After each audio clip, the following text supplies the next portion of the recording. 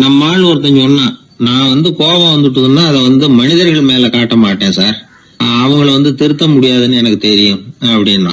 வேற என்ன பண்ணுவேன் அப்படின்னு கேட்டேன். பாத்திரங்கள் பேர்ல காட்டுவேன், வீட்டுல இருக்கிற பாத்திரங்களை எல்லாம் எடுத்து வெளியில வீசி எறிவேன் அப்படின்னா. அதனால கோபம் குறைஞ்சுதா அப்படின்னு கேட்டாங்க.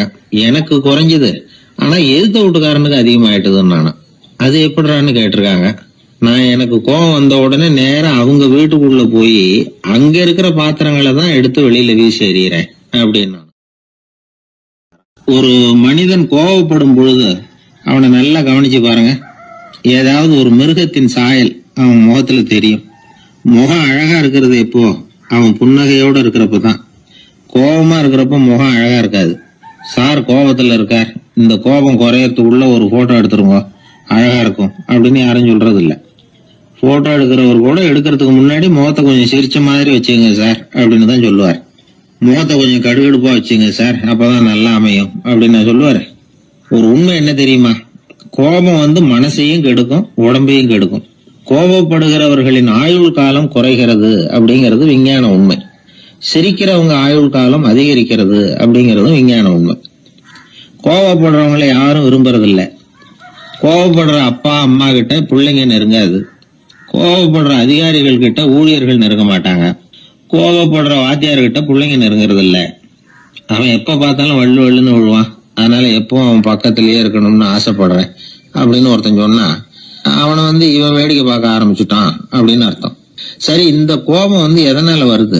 இயலாமையினாலதான் வருதான். இப்ப நீங்க நினைக்கிறத நிறைவேற்றக்கூடிய சாமர்த்தியம் உங்ககிட்ட இல்லைங்கிறப்போ அது கோபமா வெளிப்படுது, அவ்வளவுதான். திறமை உள்ளவன் கோபப்பட வேண்டிய அவசியமே இல்லை.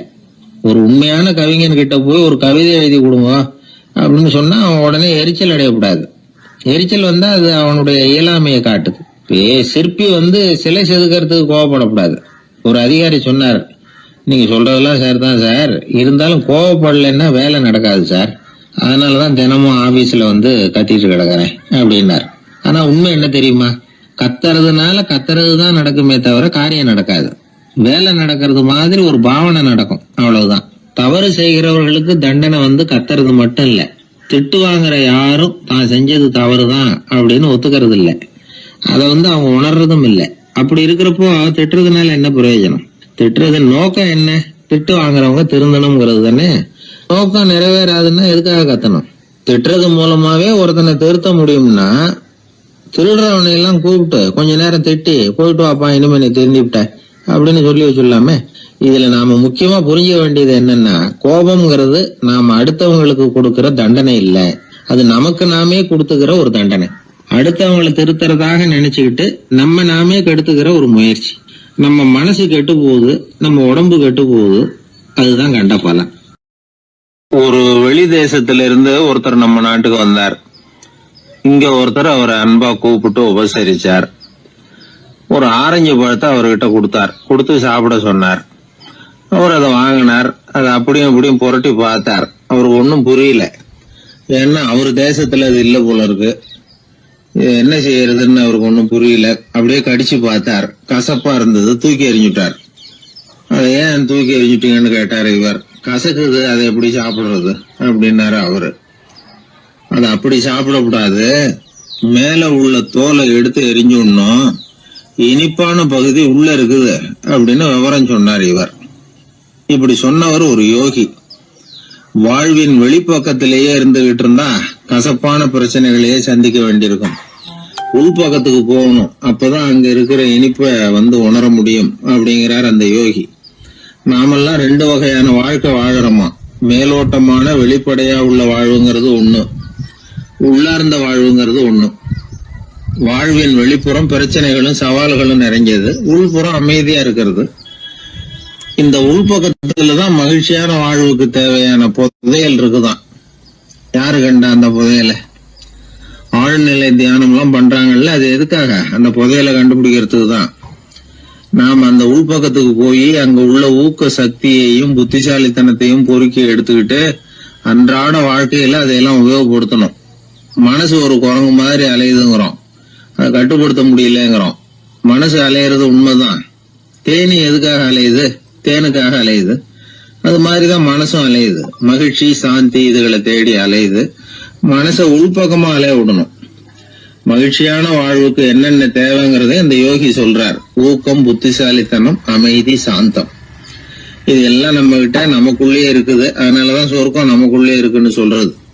புதையல நமக்குள்ளேயே வச்சுக்கிட்டு அதை தேடி புலம்பிக்கிட்டு இருக்கிறது ரொம்ப வேடிக்கைங்கிறார் அவர். இதெல்லாம் கேட்கறப்போ உங்கள பல பேருக்கு கோபம் கூட வரலாம். என்ன சார் இது, இன்று ஒரு தகவல்ல ஏதாவது உபயோகமா சொல்லுவீங்கன்னு பார்த்தா என்னமோ தத்துவம் எல்லாம் பேசிக்கிட்டு இருக்கிறீங்களேன்னு நினைக்கலாம் நீங்க. இதுவும் உபயோகமான விஷயம்தான். நாம தியானம் அது இதுன்னு எதுவும் பண்ணலன்னா கூட மனசுல அழுத்தமோ இறுக்கமோ இல்லாம எப்பவும் சந்தோஷமா இருக்கிறதுக்கு பழகிட்டா அதுவே போதும். ஏன்னா மன இறுக்கத்தினாலேயே ஏகப்பட்ட நோய்கள் வருதான். பெருவாரியான உடம்பு கோளாறுகளுக்கு வாழ்க்கையின் விரக்தியாலேயும் தோல்விகளாலேயும் ஏற்படுற மன இறுக்கம்தான் காரணம்ங்கிறது மருத்துவ ஆராய்ச்சி முடிவு. நான் இறுக்கம் இல்லாம இருக்கிறதுக்கு தான் பிரியப்படுறேன், இந்த சமூகம் அதுக்கு இடம் கொடுக்கலையே, என்ன பண்றது அப்படிங்கிறது சில பேரோட கேள்வி. இந்த சமூகத்தை சரி செய்ய வேண்டியது நாம தான். நம்மளை சரி பண்ணிக்க வேண்டியது நாம தான். நான் சரியா இருக்கிறேன், சமூகம் சரியில்லைன்னு அத ஒதுக்கி பிரயோஜனம் இல்லை. ஒரு குடும்பஸ்தர், அவர் மனசுல எப்பவும் டென்ஷன். அவர் டென்ஷன் இல்லாம இருக்கிறதுக்கு பழகிக்கிட்டார். அதுக்கப்புறமா அவர் சொல்லுவார், நான் ஒன்னும் ஆழ்நிலை தியானம்லாம் பண்ணல, இருந்தாலும் என் மனசு எப்பவும் அமைதியா தான் இருக்குது. இவ்வளவுக்கும் எங்க வீட்டுல தினமும் என் சம்சாரத்துக்கும் எங்க அம்மாவுக்கும் சண்டை நடந்துகிட்டே தான் இருக்கும் அப்படிம்பார். அது சரிங்க, உங்க அம்மா ஒரு பக்கம், உங்க மனைவி ஒரு பக்கம், அவங்க ரெண்டு பேரும் சண்டை போடுறப்போ நீங்க எந்த பக்கம் இருப்பீங்க அப்படின்னு கேட்டார் ஒருத்தர். அந்த சமயம் நான் வீட்டுக்கு வெளிப்பக்கம் இருப்பேன் அப்படின்னார் அவர்.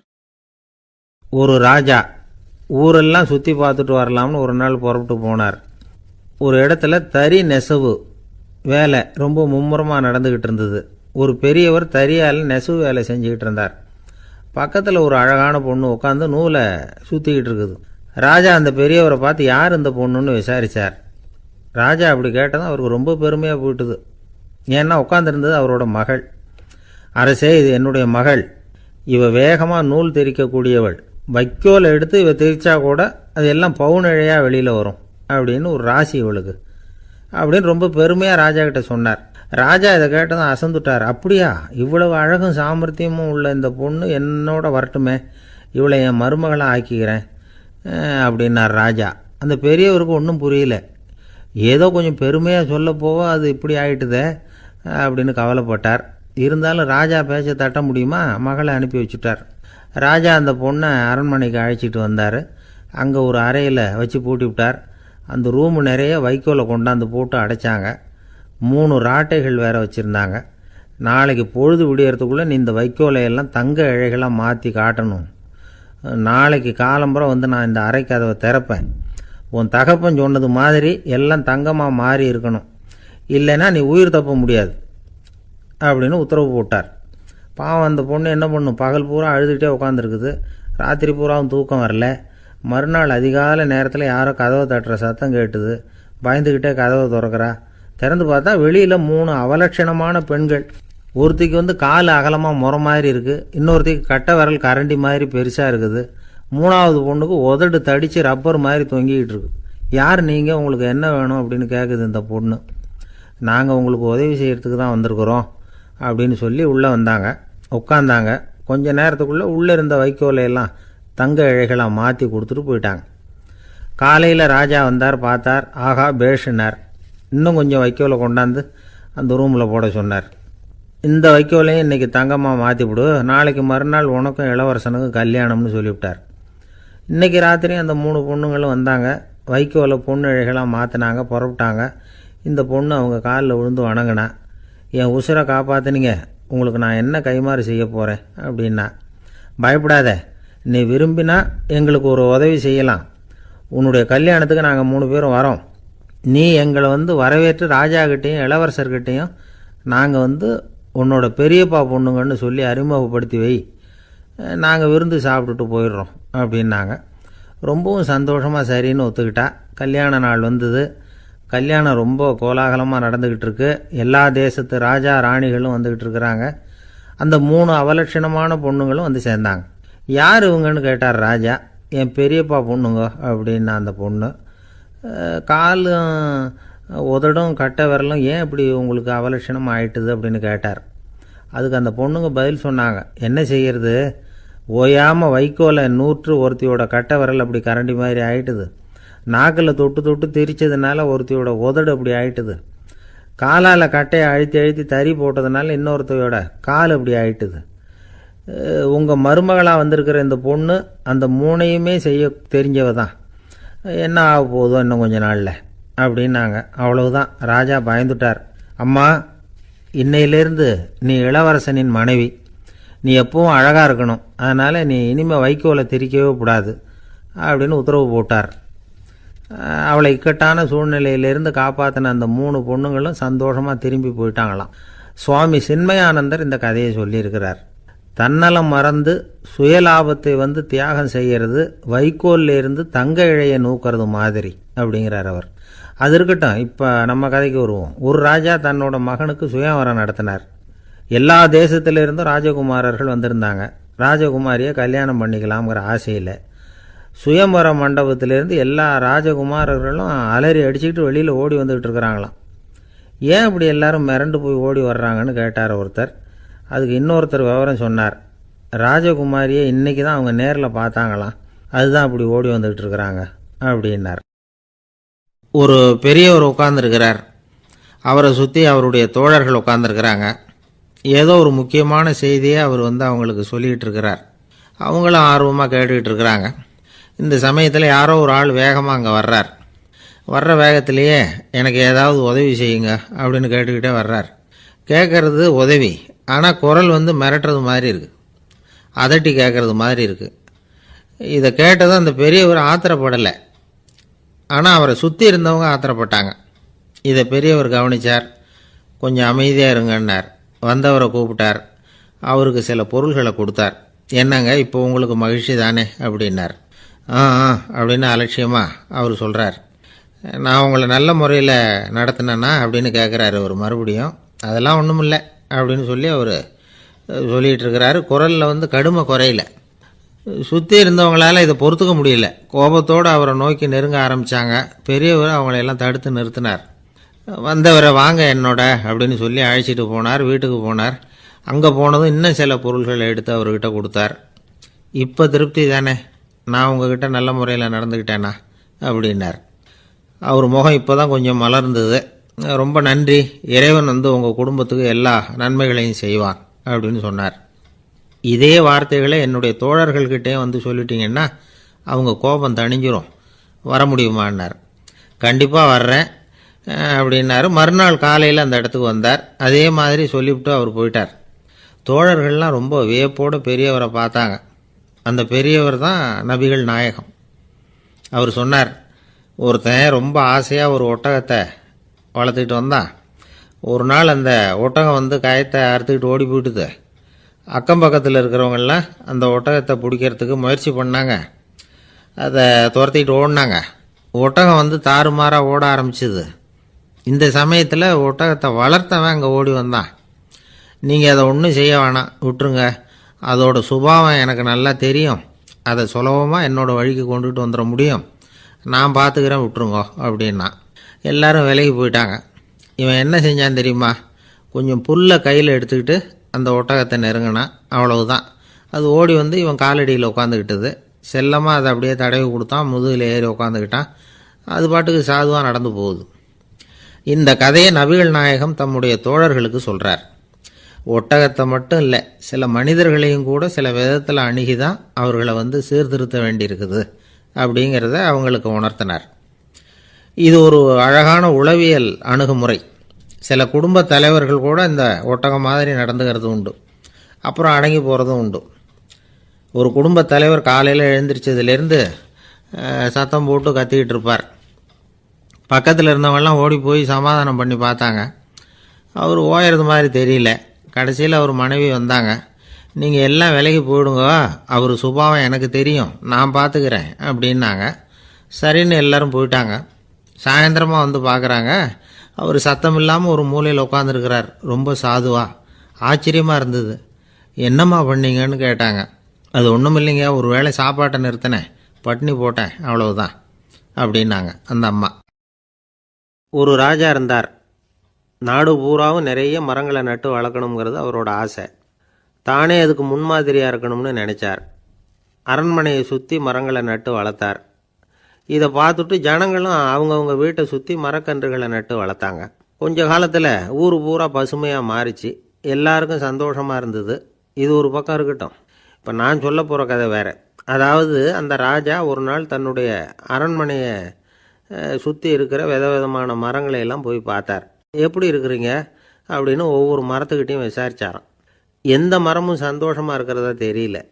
அதுக்கும் மனசில் ஒரு குறை. முதல்ல ஆலமரத்துக்கிட்ட போனார். அது சொல்லிச்சு, மண்ணா, நான் நல்லா பெருசாக வளர்ந்துருக்கிறேன், அடர்த்தியாக இருக்கிறேன், கிளையெல்லாம் 4 பக்கமும் நல்லா படர்ந்து தான் இருக்குது, இருந்தாலும் எந்த பிரயோஜனமும் இருக்கிறதா தெரியல எனக்கு. என்னுடைய பழம்லாம் ரொம்ப சின்னதாக இருக்குது, என் கண்ணுக்கு சரியாக புறப்பட மாட்டேங்குது. நான் இருக்கிற சைஸுக்கு என்னுடைய கிளையில் இருக்கிற பழம்லாம் எவ்வளோ பெருசாக இருக்கணும், அது இத்தினூண்டு இருக்கிறது எனக்கு பெரிய அவமானமாக இருக்குது. இப்படி இங்கே நின்றுக்கிட்டு இருக்கிறதே ரொம்ப கூச்சமாக இருக்குது. ஒரு நல்ல புயல் வந்ததுன்னா பேசாமல் சாஞ்சு விடலாமான்னு பார்க்குறேன் அப்படின்னு புலம்புது ஆலமரம். சரி இருக்கட்டும்னு நினச்சிக்கிட்டு ராஜா அடுத்தபடியாக ஒரு அத்தி மரத்துக்கிட்ட போனார். அதுவும் புலம்ப ஆரம்பிச்சுட்டுது. நான் கூட பெரிய மரம் தான், இல்லை இலையெல்லாம் அழகாக தான் இருக்குது, பழம் அழகாக இருக்குது, இருந்தாலும் உள்ள விஷயம் இல்லையே, அத்தி பழத்தை புட்டு பார்த்தா அத்தனையும் சொத்தை அப்படின்னு பழமொழியே உண்டாயிட்டுதே, இப்படி ஒரு கெட்ட பேரோடு நான் இருக்கணுமா அப்படின்னு புலம்புது அது. சரி இது இருக்கட்டும் அப்படின்னு சொல்லி அடுத்தபடியாக வேப்ப மரத்துக்கிட்ட போனார். அது தன்னுடைய வேதனையை வெளியிட்டது. எனக்கு எவ்வளவோ மருத்துவ குணங்கள்லாம் இருக்கிறதா சொல்லிக்கிறாங்க, இருந்தாலும் என்ன பிரயோஜனம், என்னுடைய பழத்தை மனிதர்கள் யாரும் விரும்பி சாப்பிட்றது இல்லையே அப்படின்னுது. ராஜா அடுத்தாப்புல இருந்து ஒரு பனை மரத்துக்கிட்ட போனார். நான் நல்லா உயரமாக தான் வளர்ந்துருக்கிறேன், மற்ற மரங்கள்லாம் என்னை அண்ணாந்து தான் பார்க்கணும், இருந்தாலும் என்கிட்ட நிழலுக்காக யாரும் ஒதுங்கிறது இல்லையே அப்படின்னுது. என்ன இது எல்லா மரமும் இப்படி திருப்தி இல்லாமல் இருந்துக்கிட்டு இருக்குதே அப்படின்னு நினச்சிக்கிட்டே ராஜா அடுத்தபடியாக அங்கே இருந்த ஒரு பைன் மரத்துக்கிட்ட போனார். அழகாக உயரமாக பசுமையாக தான் இருந்தது, ஆனால் பழமோ பூவோ கிடையாது. அதை நினச்சா அது வருத்தப்பட்டுக்கிட்டு இருக்குது. ஓக் மரம் அது ஒன்று நின்றுட்டு இருந்தது. அது என்ன சொல்லிச்சுன்னா, இலை உதிர் காலத்தில் என் மேலே இருக்கிற எல்லா இலைகளும் உதிர்ந்து போடுது, முடி கொட்டின மனிதர்கள் மாதிரி மொட்டையாக நான் நிற்க வேண்டியிருக்குது, என்ன வாழ்க்கை இது அப்படின்னு சொல்லி அழுத்துக்கிட்டது. சரி புளிய மரம் என்ன சொல்லுது பார்ப்போம்னு அதுக்கிட்ட போனால், என்னுடைய நிழலில் யாருமே தங்க மாட்டாங்க, உடம்புக்கு சூடுன்னு ஒதுங்கி போயிடுவாங்க, அடிமரத்தை பார்த்தீங்கன்னா பட்டையெல்லாம் உறிஞ்சி பார்க்குறதுக்கே கேவலமாக இருப்பேன் அப்படின்னுது அது. முருங்கை மரம் என்ன சொல்லிச்சு தெரியுமா, என்னுடைய இலை காயெல்லாம் சாப்பிட்றவங்களுக்கு சத்து கொடுக்கறது வாசவம்தான், ஆனால் என் உடம்புல சத்தே கிடையாது, கொஞ்சம் வேகமாக காற்று அடிச்சதுன்னா முறிஞ்சி விழுந்துடுறேன், என்ன வாழ்க்கை இது அப்படின்னு சொல்லி அது வருத்தப்பட்டது. ராஜா யோசனை பண்ணார், என்ன இது மரங்கள் பூமியின் வரங்கள்னு சொல்கிறோம், மழை பெய்யறதுக்கு அதுதான் காரணம், பூமி செழிப்பாக இருக்கிறதுக்கும் அதுதான் காரணம், வீடு கட்டுறதுக்கு மரம், நாற்காலி செய்ய உபயோகப்படுத்துறதுக்கும் அதுதான் உபயோகப்படுது, மனுஷனுக்கு வேண்டிய ஆகாரங்களையும் கொடுக்குது, இப்படிலாம் இருந்தும் எல்லா மரமும் நிம்மதி இல்லாமல் இருந்துக்கிட்டு இருக்குதே அப்படின்னு நினச்சார். அப்போது அங்கே இருந்த ஒரு மகிழ மரம் அவர் கண்ணில் பட்டுது. அந்த மரம் மட்டும் கொஞ்சம் நிம்மதியாக மகிழ்ச்சியாக இருக்கிறது மாதிரி தெரிஞ்சுது. உடனே ராஜா அதுக்கிட்ட போனார்.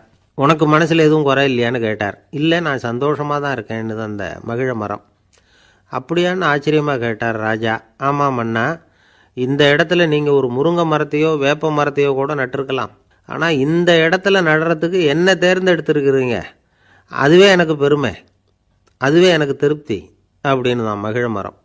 மகிழ மரம் சாதாரணமாக தான் இருக்கும், இளம் மஞ்சள் நிறத்தில் பூக்கள், அது காய்ந்தும் மனம் வீசும்.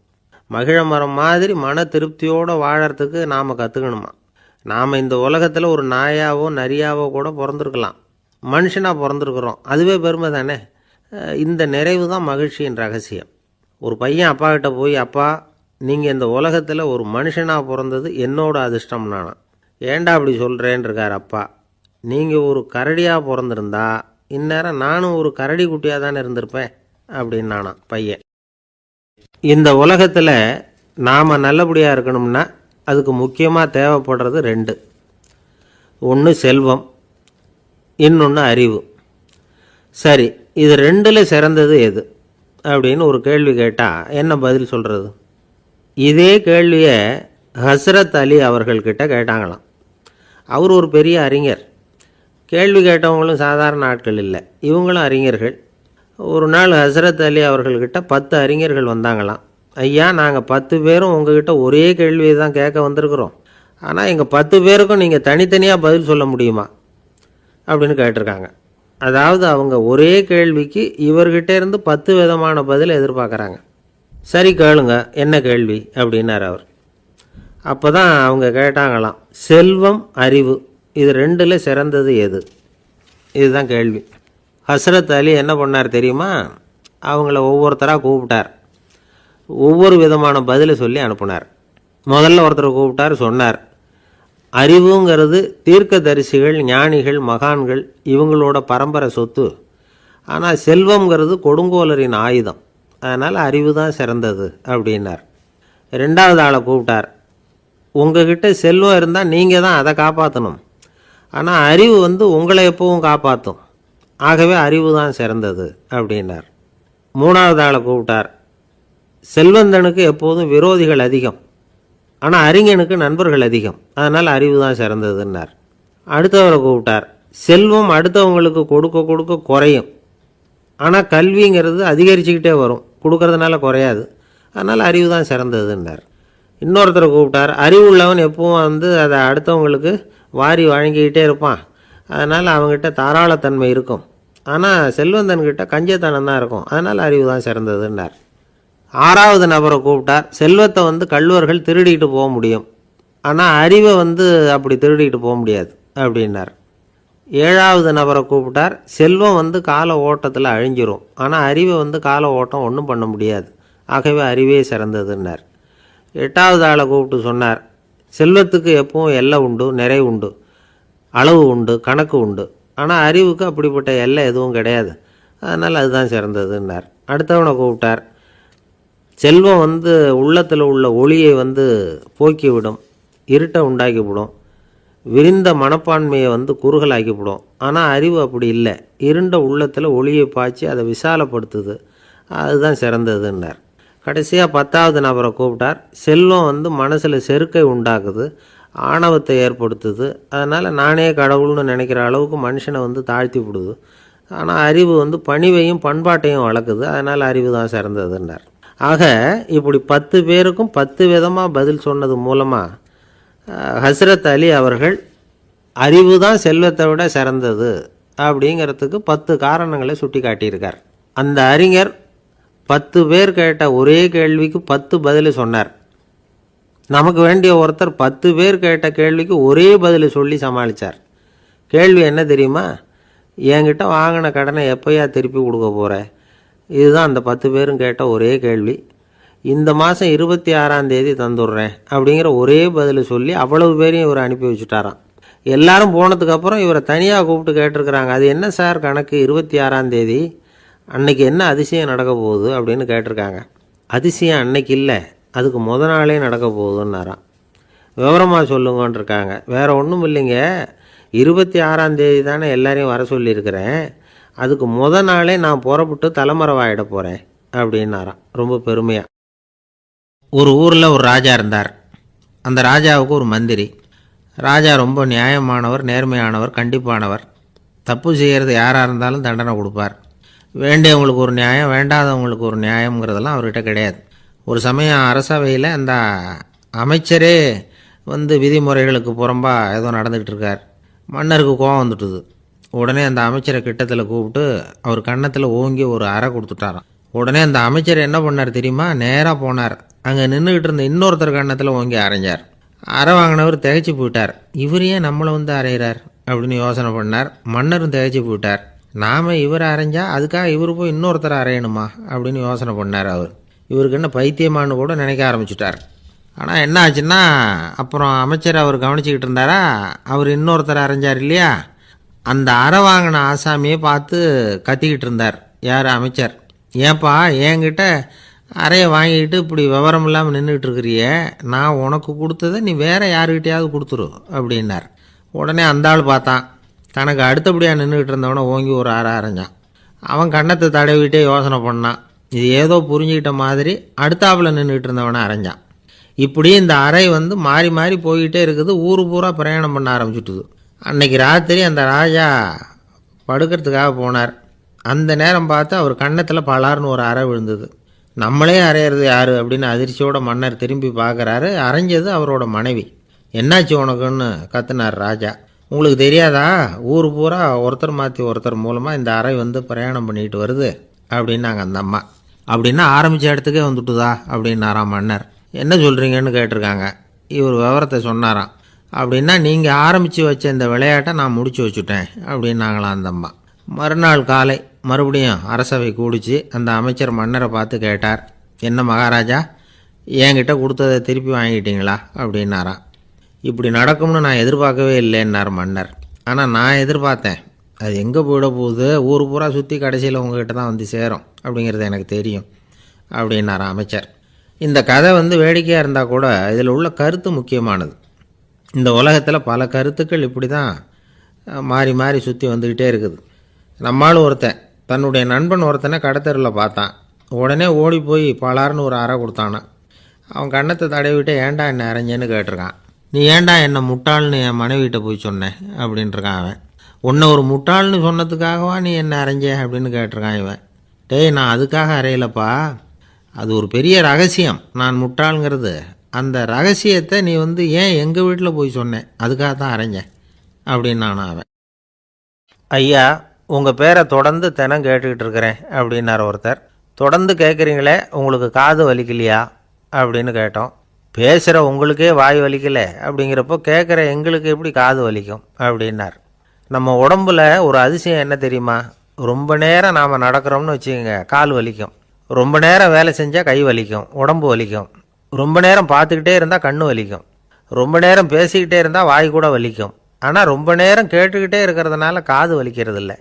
அதனால் கேட்கறதுக்கு முக்கியத்துவம் கொடுத்தாங்க நம்ம பெரியவங்க. திருவள்ளுவர் வந்து தேவையில்லாமல் வார்த்தைகளை உபயோகப்படுத்த மாட்டார். ஒரு திருக்குறள்னு எடுத்துக்கிட்டாவே அதில் மொத்தம் 7 வார்த்தைகள், அவ்வளவுதான். அப்படி 7 வார்த்தைகள் மட்டுமே உள்ள ஒரு திருக்குறளில் வள்ளுவர் ஒரே வார்த்தையை 5 தடவை உபயோகப்படுத்தியிருக்கிறார், திரும்ப திரும்ப பயன்படுத்தியிருக்கிறார்.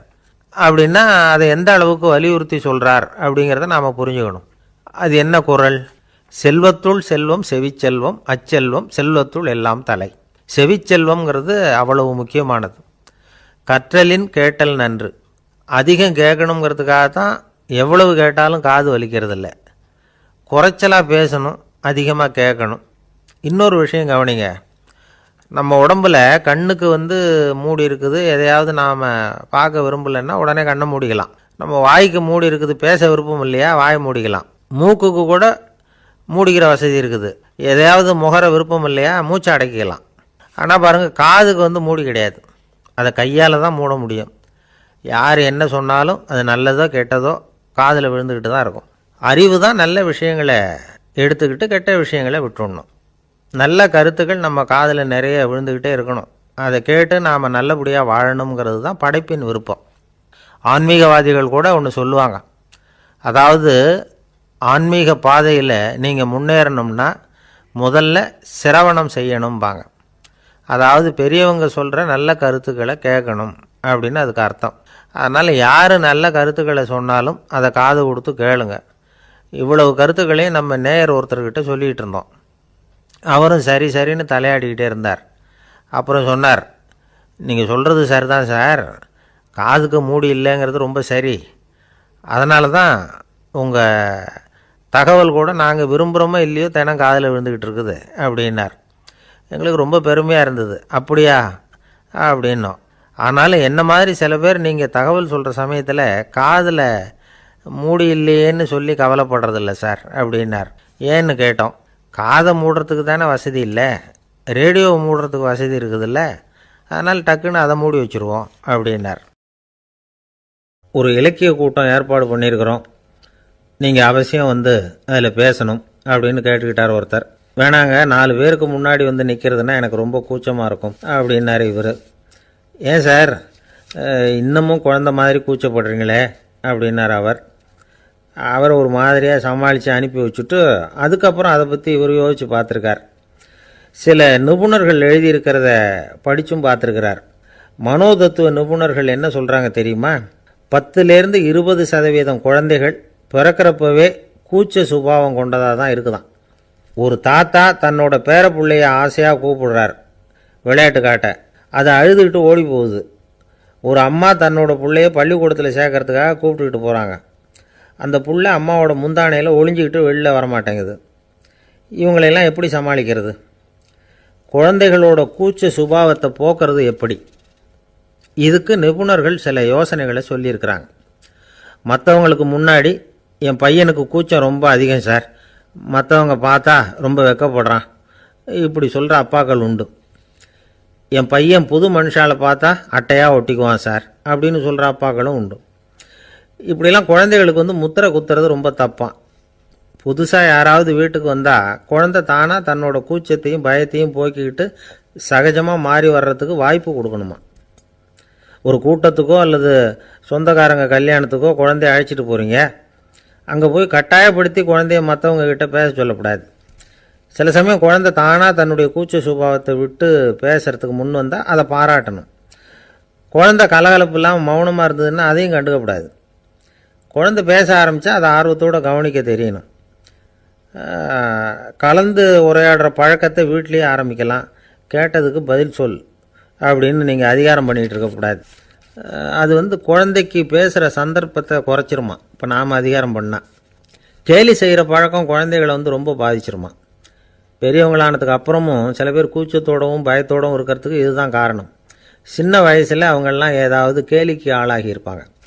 ரெண்டாவது குழந்தை மூத்த குழந்தைய கேலிக்கு ஆளாகிற சந்தர்ப்பங்களை கண்டு கேலி பண்ணினா அது இளம் நெஞ்சங்களை விட்டு நீங்கிறதே இல்லையா. எப்பவும் குழந்தையோட நடை உடை பாவனைகளை பற்றி சொல்லிக்கிட்டே இருக்கக்கூடாதான். அதுவே கூச்ச சுபாவத்தை கொண்டுட்டு வந்துடுமா. அப்பா எங்கேன்னு யாராவது கேட்டால் இது மாதிரி இன்ன காரியத்துக்காக வெளியில் போயிருக்கார், இத்தனை மணிக்கு திரும்பி வருவார் அப்படின்னு சொல்கிற அளவுக்கு குழந்தைகளை பழக்கப்படுத்தி வைக்கணும். ஃபோன்லேயே யாராவது விசாரித்தா கூட இது மாதிரி பதில் சொல்லு அப்படின்னு சொல்லணும். சின்ன சின்ன மீட்டிங்கில் 4 வார்த்தை பேச தயார் பண்ணலாம். ஒரு கடையிலையோ அல்லது ஹோட்டல்லையோ ஏதாவது விவரம் கேட்கணும்னா உங்கள் குழந்தைய தைரியமாக அனுப்புங்க. குழந்தைகள் பணிவாகவும் பொறுமையாகவும் விவரம் கேட்குறப்போ கூச்ச சுபாவம் தானாக போயிடும். சின்ன வயசுலேயே இப்படிலாம் பழக்கப்படுத்தினா தான் வருங்காலத்தில் தைரியமாக இந்த சமுதாயத்தில் வாழ முடியும். இல்லைன்னா 60 வயசுலேயும் அடுப்பங்கரையை விட்டு வெளில வர்றதுக்கு கூச்சப்பட்டுக்கிட்டு தான் இருக்க வேண்டியிருக்கும். இந்த காலத்து பிள்ளைங்க எவ்வளவோ பரவாயில்ல, எதுக்கும் தயங்குறதில்ல, கூச்சப்படுறதில்ல. ஒரு அம்மா அடுப்பங்கரையிலேருந்து சத்தம் போட்டாங்க, டேய் ராமு, தயவு பண்ணி அந்த டிவியை நிறுத்துறா, அந்த பெண்ணோட குரல் மகா மோசம், அடுப்பங்கரையில் இருக்கிற என்னாலேயே அதை சகிச்சிக்க முடியல அப்படின்னாங்களாம். உடனே பையன் கொஞ்சம் கூட தயங்காமல் பதில் சொல்கிறான், அம்மா இந்த குரல் டிவியிலேருந்து வரல, எதிர்த்த விட்டு மாமி தான் இங்கே வந்திருக்கிறாங்க, அவங்க தான் இப்போ என்னோட பேசிக்கிட்டு இருக்கிறாங்க அப்படின்னு நான். கங்கைக்கரை தோட்டம் பக்கத்தில் ஒரு ஆசிரமம், அங்கே ஒரு பெரியவர் தங்கியிருக்கிறார். அவர் தான் ராமகிருஷ்ண பரமஹம்சர். அந்த ஆசிரமம் இருந்த இடம் கரக்பூர். வங்காளத்தில் பொதுவாக எல்லாரும் மீன் சாப்பிட்றது உண்டு. கங்கையில் குளிச்சுட்டு கையில் ஒரு மீனோடு வர்றது வழக்கம். இவர் இருக்கிற இடத்துக்கு கங்கையில் படகு வழியாக வரணும். அப்படி தான் எல்லோரும் வருவாங்க. வர்றவங்களை ஒன்று கூட்டி ஆன்மீக விஷயங்களை பற்றி பேசிக்கிட்டு இருப்பார். ஒவ்வொரு நாள் ஒவ்வொருத்தர் நகரத்துக்கு போகணும், வரும்பொழுது மீன் கொண்டுக்கிட்டு வரணும். அதுக்கு ஒரு அட்டவணையே உண்டு ஆசிரமத்தில். அது பிரகாரம் ஒரு நாள் சுவாமி யோகானந்தர் படகில் போனார். படகை செலுத்தினவங்க ராமகிருஷ்ணரையும் சுவாமி யோகானந்தரையும் மற்றவங்களையும் பித்தர்கள் அப்படின்னு சொல்லி ஏளனமாக பேசினாங்க. அவங்க என்ன பைத்தியம் பிடிச்சவங்க அப்படிங்கிறது மாதிரி. சுவாமி யோகானந்தருக்கு ரொம்ப மென்மையான இதயம். இவங்க இப்படி கண்ணாபின்னான்னு பேசுகிறத பார்த்தா மீனை வாங்கிட்டு திரும்புகிறப்போ என்ன நடக்குமோ அப்படிங்கிற பயம் வேறு வந்துட்டுது அவருக்கு. அவ்வளவு மென்மையானவர். இதை தெரிஞ்சுக்கிட்ட ராமகிருஷ்ணர் யோகானந்தா இங்கே வா அப்படின்னு கூப்பிட்டார். இவர் கண்ணீரை தொடச்சிக்கிட்டே கிட்ட போனார். சொன்னார், ஐயா, படகு ஓட்டுறவங்க உங்களை பற்றி மோசமாக பேசுகிறாங்க. என்ன திட்டினா பரவாயில்ல, ஆனால் உங்களை அவங்க திட்டுறாங்க, அதை என்னால் தாங்கிக்க முடியல அப்படின்னார். இதை கேட்டதும் ராமகிருஷ்ணருக்கு கோபம் வந்துட்டு தான். என்னது, உன்னுடைய குருவை பற்றி அவங்க மோசமாக பேசும்பொழுது நீ சும்மா இருந்தியா, வெளியில் போ அப்படின்னு விட்டார். குரு நிந்தனை செய்கிறப்போ அதை கேட்டுக்கிட்டு சும்மா இருக்கலாமா? குரு நிந்தனையை கேட்டால் பாவம் இல்லையா? என்னை தூற்றும்போது அவங்க பாவம் செய்கிறாங்க, அதை கேட்டுக்கிட்டு நீ சும்மா இருந்தால் நீயும் பாவம் செய்கிற அப்படின்னாராம். அடுத்த நாள் சுவாமி நிரஞ்சனானந்தர் போக வேண்டிய நாள். இவர் படகுல போகும்பொழுதும் அதே மாதிரி நடந்து தான். அவங்க மோசமாக பேச ஆரம்பித்தாங்க, திட்ட ஆரம்பித்தாங்க. அப்படி கேலி பண்ண ஒருத்தனை இவர் என்ன பண்ணார், பலார்னு கன்னத்தில் அரைஞ்சிட்டார். இன்னொருத்தனை கங்கையில் தூக்கி எறியறதுக்கும் தயாராகிட்டார். அதுக்கப்புறம் அவங்க யாரும் வாயை திறக்கலை. மீன் வாங்கிட்டு வர்றப்பவும் படகுல ஒரே அமைதி, அவ்வளவு பயம் அவங்களுக்கு. ராமகிருஷ்ணர் கூப்பிட்டு விசாரித்தார் என்ன நடந்ததுன்னு. இவர் சொன்னார், அவர் யோகானந்தா போகும்பொழுது என்ன நடந்ததோ அப்படியே தான் இப்போவும் நடந்தது. குரு நிந்தனை செய்கிறத கேட்டுக்கிட்டு நான் சும்மா இருப்பேனா, ஒருத்தனை அப்படியே அரைஞ்சுட்டேன், இன்னொருத்தனை ஆற்றுல தூக்கி போட்டுருவேன்னு பயமுறுத்தினேன், அவ்வளவுதான் அப்படின்னாராம். இப்போவும் ராமகிருஷ்ணருக்கு கோபம் வந்துட்டு தான். என்ன இது, அணியறது காஷாயம், இருக்கிறது ஆசிரமம், உனக்கு இவ்வளவு கோபம் வந்ததுன்னா அப்புறம் என்னத்துக்கு ஆசிரமத்தில் இருக்கணும், பிரம்மச்சாரி எப்பவும் அமைதியாக இருக்கணும் அப்படின்னு அறிவுரை சொன்னாராம் ராமகிருஷ்ணர். அப்போ இவர் கேட்டாராம், ஏங்க அவருக்கு ஒரு விதமான அறிவுரை சொன்னீங்க, எனக்கு வேறு விதமாக அறிவுரை சொல்கிறீங்க, இதில் எது உண்மை அப்படின்னு கேட்டிருக்கார். இதுக்கு ராமகிருஷ்ணர் சொன்ன பதில் என்னென்னா, அட அசடே, சக்கரத்தில் காற்று அதிகமாக இருந்தால் குறைக்கணும், குறைச்சலாக இருந்தால் கூட்டணும். அவன் சாது, அவனுக்கு அதிக உணர்ச்சி தேவை, உனக்கு படபடப்பு அதிகம், உனக்கு பொறுமை தேவை அப்படின்னாராம். இதில் உள்ள கருத்து என்னென்னா, கல்விங்கிறது எப்படின்னா அதை சூழ்நிலைக்கு தகுந்த மாதிரி கற்பிக்கணும். எல்லாருக்கும் ஒரே மாதிரி கற்பிக்கக்கூடாது. கேட்குறவர் தகுதி, புரிஞ்சுக்கிற திறமை, இதை பொறுத்து கல்வி அமையணும். ஆரம்ப காலத்தில் ஒரு குரு, அப்போ ஒரு சீடன் இருந்தான். அது வேடிக்கையான குரு, வேடிக்கையான சீடன். ஒரு ஆசிரமம். ஒரு நாள் ஒருத்தன் அவசரமாக அந்த குருவை தேடி வந்திருக்கிறான். என்ன விஷயம்னு விசாரித்தார் குரு. உங்கள் சீடர் என்னை அடிச்சுட்டார் அப்படின்னு புகார் பண்ணானான் அந்த ஆள். குரு சீடனை கூப்பிட்டார். அடிச்சியா இந்த ஆளை அப்படின்னு கேட்டாரான். ஆமான் இருக்கான் சீடன். ஏன் அடிச்சே அப்படின்னு கேட்டாரான்.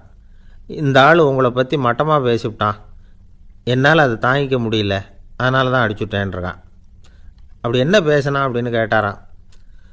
உன்னுடைய குருநாதர் இப்போல்லாம் அர்த்தமில்லாமல் பேச ஆரம்பிச்சுட்டார் அப்படின்னு சொல்லிவிட்டான், அதனால தான் அடிச்சுட்டேன் அப்படின்னானான்.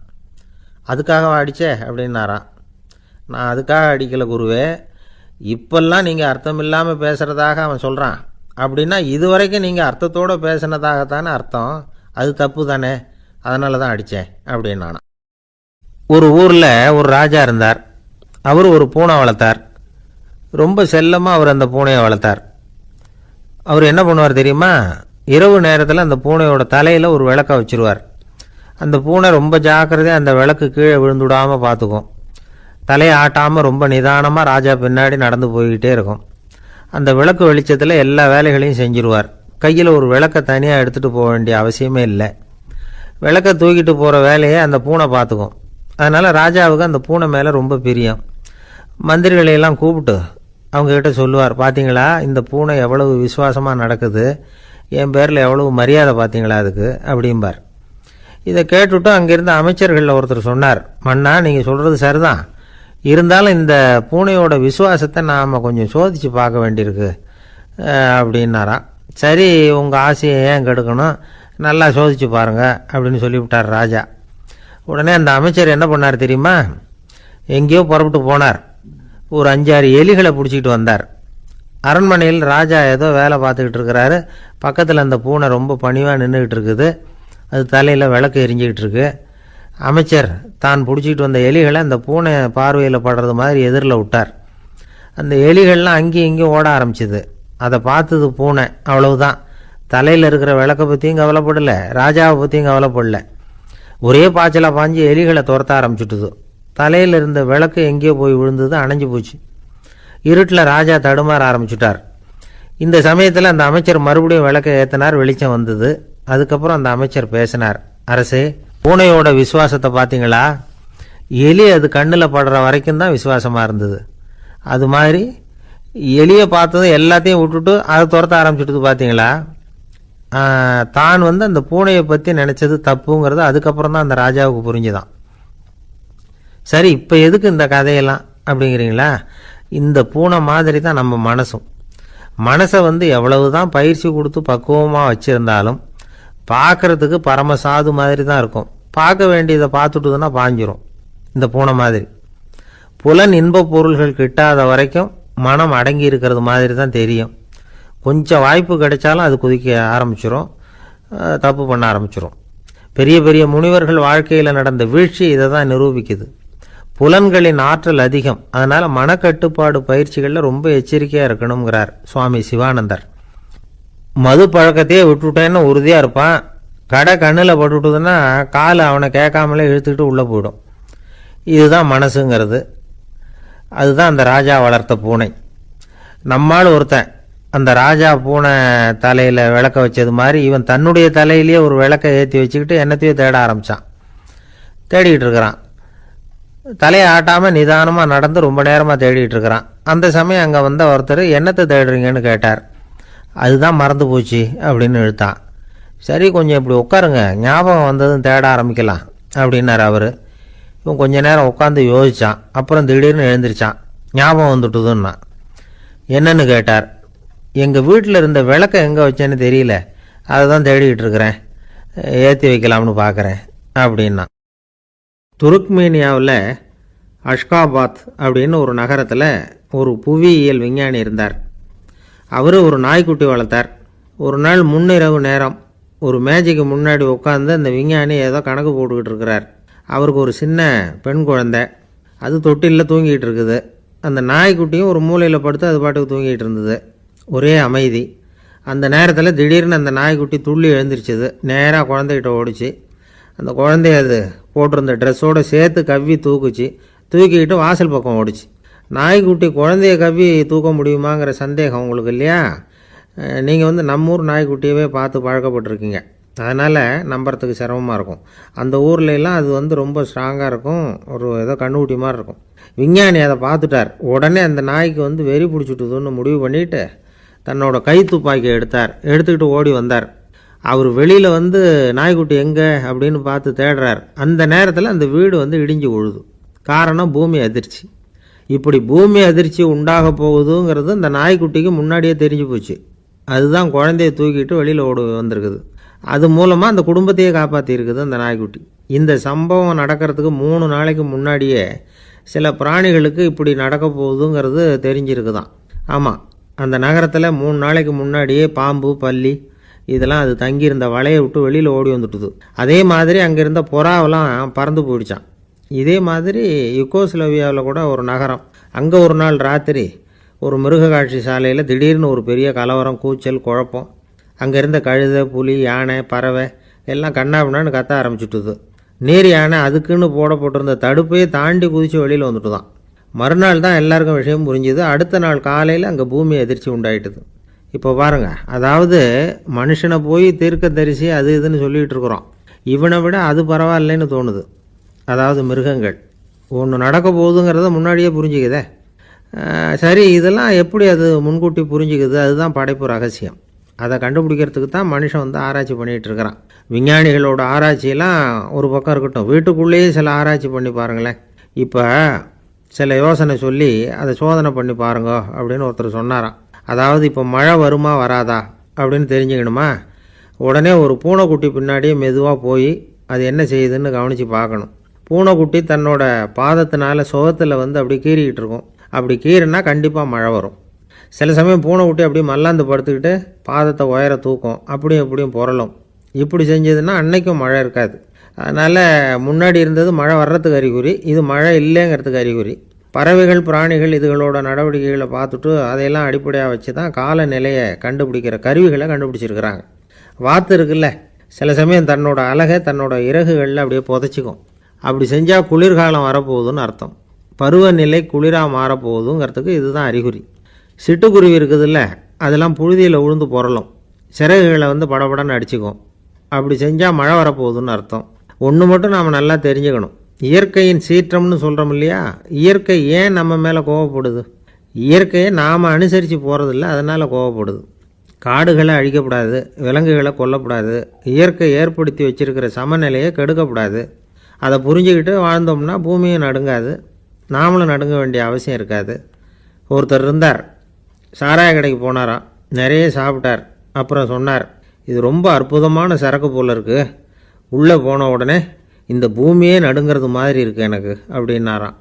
இதுக்கு கடைக்காரர் சொல்லியிருக்கார், நீங்கள் சாப்பிட்டது வெறும் பச்சை தண்ணி தாங்க, இப்போ ஏற்பட்டிருக்கிறது நிஜம் பூமி அதிர்ச்சி அப்படின்னாராம்.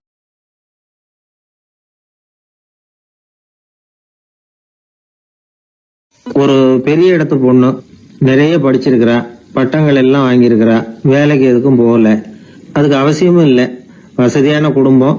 அந்த பொண்ணுக்கு பொழுதுபோக்கு என்ன தெரியுமா? பத்திரிகை படிக்கிறது, தொலைக்காட்சி பார்க்கறது, வானொலி கேட்கறது, இதுதான் பொழுதுபோக்கு. முக்கியமா அதுல வர்ற விளம்பரங்களை கவனிக்கிறது. சந்தைக்கு ஏதாவது புதுசா பொருள் வந்திருந்தா உடனே காரை எடுத்துட்டு போக வேண்டியது, அதை வாங்கிட்டு வந்துட வேண்டியது. ஒரு நாள் அது மாதிரி ஒரு விளம்பரம் கண்ணில் பட்டது. புதுமையான சமையல் செய்யக்கூடிய சாதனம் ஒன்று வந்திருக்கிறதாக செய்தி. உடனே அதை வாங்கணும்னு ஆசை. வழக்கம் போல அன்னைக்கு சாயந்தரமே காரை எடுத்துட்டு புறப்பட்டா. பார்த்தா விலை அதிகம்தான், இருந்தாலும் அதை பத்தியெல்லாம் கவலைப்படல. அதிக விலை கொடுத்து அந்த சமையல் இயந்திரத்தை வாங்கிட்டு வந்துட்டா. ஒரு பெரிய அழகான அட்டைப்பெட்டிக்குள்ள அது இருந்தது. துண்டு துண்டு பாகங்களா அதுக்குள்ள அடுக்கி வைக்கப்பட்டிருந்தது. அதை ஒன்னோட ஒன்று சேர்த்து முழு இயந்திரமா ஆக்கிய வேண்டியது நம்ம வேலை. அதெல்லாம் எப்படி ஒன்று சேர்க்கறது? அதுக்காக ஒரு கையேடு அது உள்ளேயே வச்சிருக்கிறாங்க. அந்த பொண்ணு வீட்டுக்கு வந்தா அட்டைப்பூட்டியை பிரிச்சா, ஒவ்வொரு துண்டு பாகத்தை எடுத்து வெளியில வச்சா, பக்கத்துல அந்த விவர புத்தகத்தை வச்சுக்கிட்டா. அது பிரகாரம் அந்த பாகங்களை இணைச்சு பார்த்தா சரியா வரல. மறுபடியும் எல்லாத்தையும் பிரிச்சு பரப்பி வச்சுட்டு ஆரம்பத்துல இருந்து வர்றா. அப்பவும் சரியா வரல. சரி, நேரம் அந்த கடைக்கு போய் அங்கிருந்தே ஒரு ஆளை அழைச்சிட்டு வந்துருவோம் அப்படின்னு சொல்லி காரை எடுத்துட்டு அவ புறப்பட்டா. கடையில இருந்து ஒரு ஆளை கையோட அழைச்சிட்டு வந்தா. 2 பேரும் வந்து சேர்ந்தாங்க. அங்க அவங்களுக்காக ஒரு ஆச்சரியம் காத்துக்கிட்டு இருக்கு வீட்டுல. என்ன ஆச்சுன்னா, அந்த சமையல் இயந்திரம் அழகா கோக்கப்பட்டு அங்க இருக்குது. அது மட்டும் இல்ல, அதுல சமையல் வேலையும் நடந்துகிட்டு இருக்குது. யார் அதை பண்ணது? அவளுக்கு ஆச்சரியம். சமையல் வேலை செய்கிற பணிப்பெண் அங்க வந்தா. வேலை செய்யறவோ, நான் தான் அதை செஞ்சேன்னா. அந்த பொண்ணுக்கு படிக்க தெரியாது, பள்ளிக்கூடத்துக்கே போனதில்லை, சமைக்க தெரியும், அவ்வளவுதான். படிப்பறிவு இல்லாத காரணத்தினால அந்த குறிப்பு புத்தகத்தையும் அவளால படிச்சிருக்க முடியாது. எப்படி இதை பொறுத்தனே அப்படின்னு ரொம்ப ஆச்சரியமா கேட்டாவோ. அந்த விவரம் தெரியாத பொண்ணு, பணி பொண்ணு சொல்றா, படிப்பறிவு இல்லாத போது மூளையை பயன்படுத்த வேண்டிய கட்டாயம் ஏற்படுது, வேற ஒண்ணும் இல்லை அப்படின்னாலாம். படிப்பு மூலமா அறிவை சேகரிச்சுக்கலாம், புத்திசாலித்தனத்தை சேகரிக்க முடியாது. தகவல் அறிவுங்கிறது ஞானம் ஆகாது அப்படின்னு சொல்லுவாங்க. அதுதான் இதுல முக்கியம். நம்மளும் ஒருத்தன் ரயில்ல பிரயாணம் பண்ணா, ராத்திரி பூரா பயணம், விடிஞ்சதும் பார்த்தா அவன் பொட்டியே காணல, யாரை திருடிட்டு போட்டாங்க. அதுக்காக அவன் கவலைப்படணும்ல, கவலைப்படல, சிரிச்சுக்கிட்டு இருக்கிறான். எதிரில் இருந்தவர் கேட்டார், ஏங்க பெட்டியை அவனோ எடுத்துட்டு போட்டானே, அதுக்காக கவலைப்படலையா நீங்க அப்படின்னாரு. நான் எதுக்காக கவலைப்படணும், அதோட சாவி என்கிட்ட தானே இருக்கு அப்படின்னு இவன். தந்தியை விட வேகமா போகக்கூடியது எது அப்படின்னு கேட்டார் ஒருத்தர். வதந்தின்னார் இன்னொருத்தர். அவர் அப்படி சொன்னதுல ஒன்னும் தப்பு இல்ல. வதந்தி வேகமா பரவறதுக்கு என்ன காரணம்? 1க்கு 2 மிகைப்படுத்தி சொல்ற மனுஷ சுபாவம் ஒரு காரணம், சொல்றதை அப்படியே நம்புறது இன்னொரு காரணம். எப்பொருள் யார் யார் வாய் கேட்பினும் அப்பொருள் மெய்ப்பொருள் காண்பது அறிவு அப்படின்னாரு வள்ளுவர். யாரு எதை சொன்னாலும் அதை அப்படியே நம்ப கூடாது. அறிவு வேலை செய்யணும். அதுல எந்த அளவுக்கு உண்மை இருக்குது அப்படின்னு கண்டுபிடிக்கணும். முக்கியமான பொறுப்புல உள்ளவங்களுக்கு எல்லாம் இது ரொம்ப முக்கியமா தேவைப்படுகிற ஒரு தகுதி. ஒரு நாட்டுல ஒரு சாதாரண ஆள் ஒருத்தன் இருந்தான். அவங்கிட்ட ஒரு கழுதை இருந்தது. ரொம்ப பிரியமா வளர்த்தான். அவனுக்கு அது ரொம்ப நெருக்கமான நண்பன். வேற மனுஷங்க யாரும் கிடைக்கல போல இருக்குது. அந்த கழுதைக்கு கந்தர்வசேனன் அப்படின்னு பேர் வச்சான். அந்த பேரை சொல்லிதான் அவன் அதை கூப்பிடுறது வழக்கம். அவ்வளவு பிரியமா வளர்த்த அந்த கழுதை ஒரு நாள் திடீர்னு செத்து போச்சு. எப்படி இருக்கும் அவனுக்கு?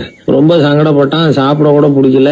அவனுக்கு முகத்தை வந்து மூணு வச்சுக்கிட்டு அவன் பாட்டு உட்காந்துருக்கிறான். இந்த நேரம் பார்த்து அவனுக்கு வேண்டியப்பட்ட ஒருத்தன் அந்த பக்கமா வந்தான்.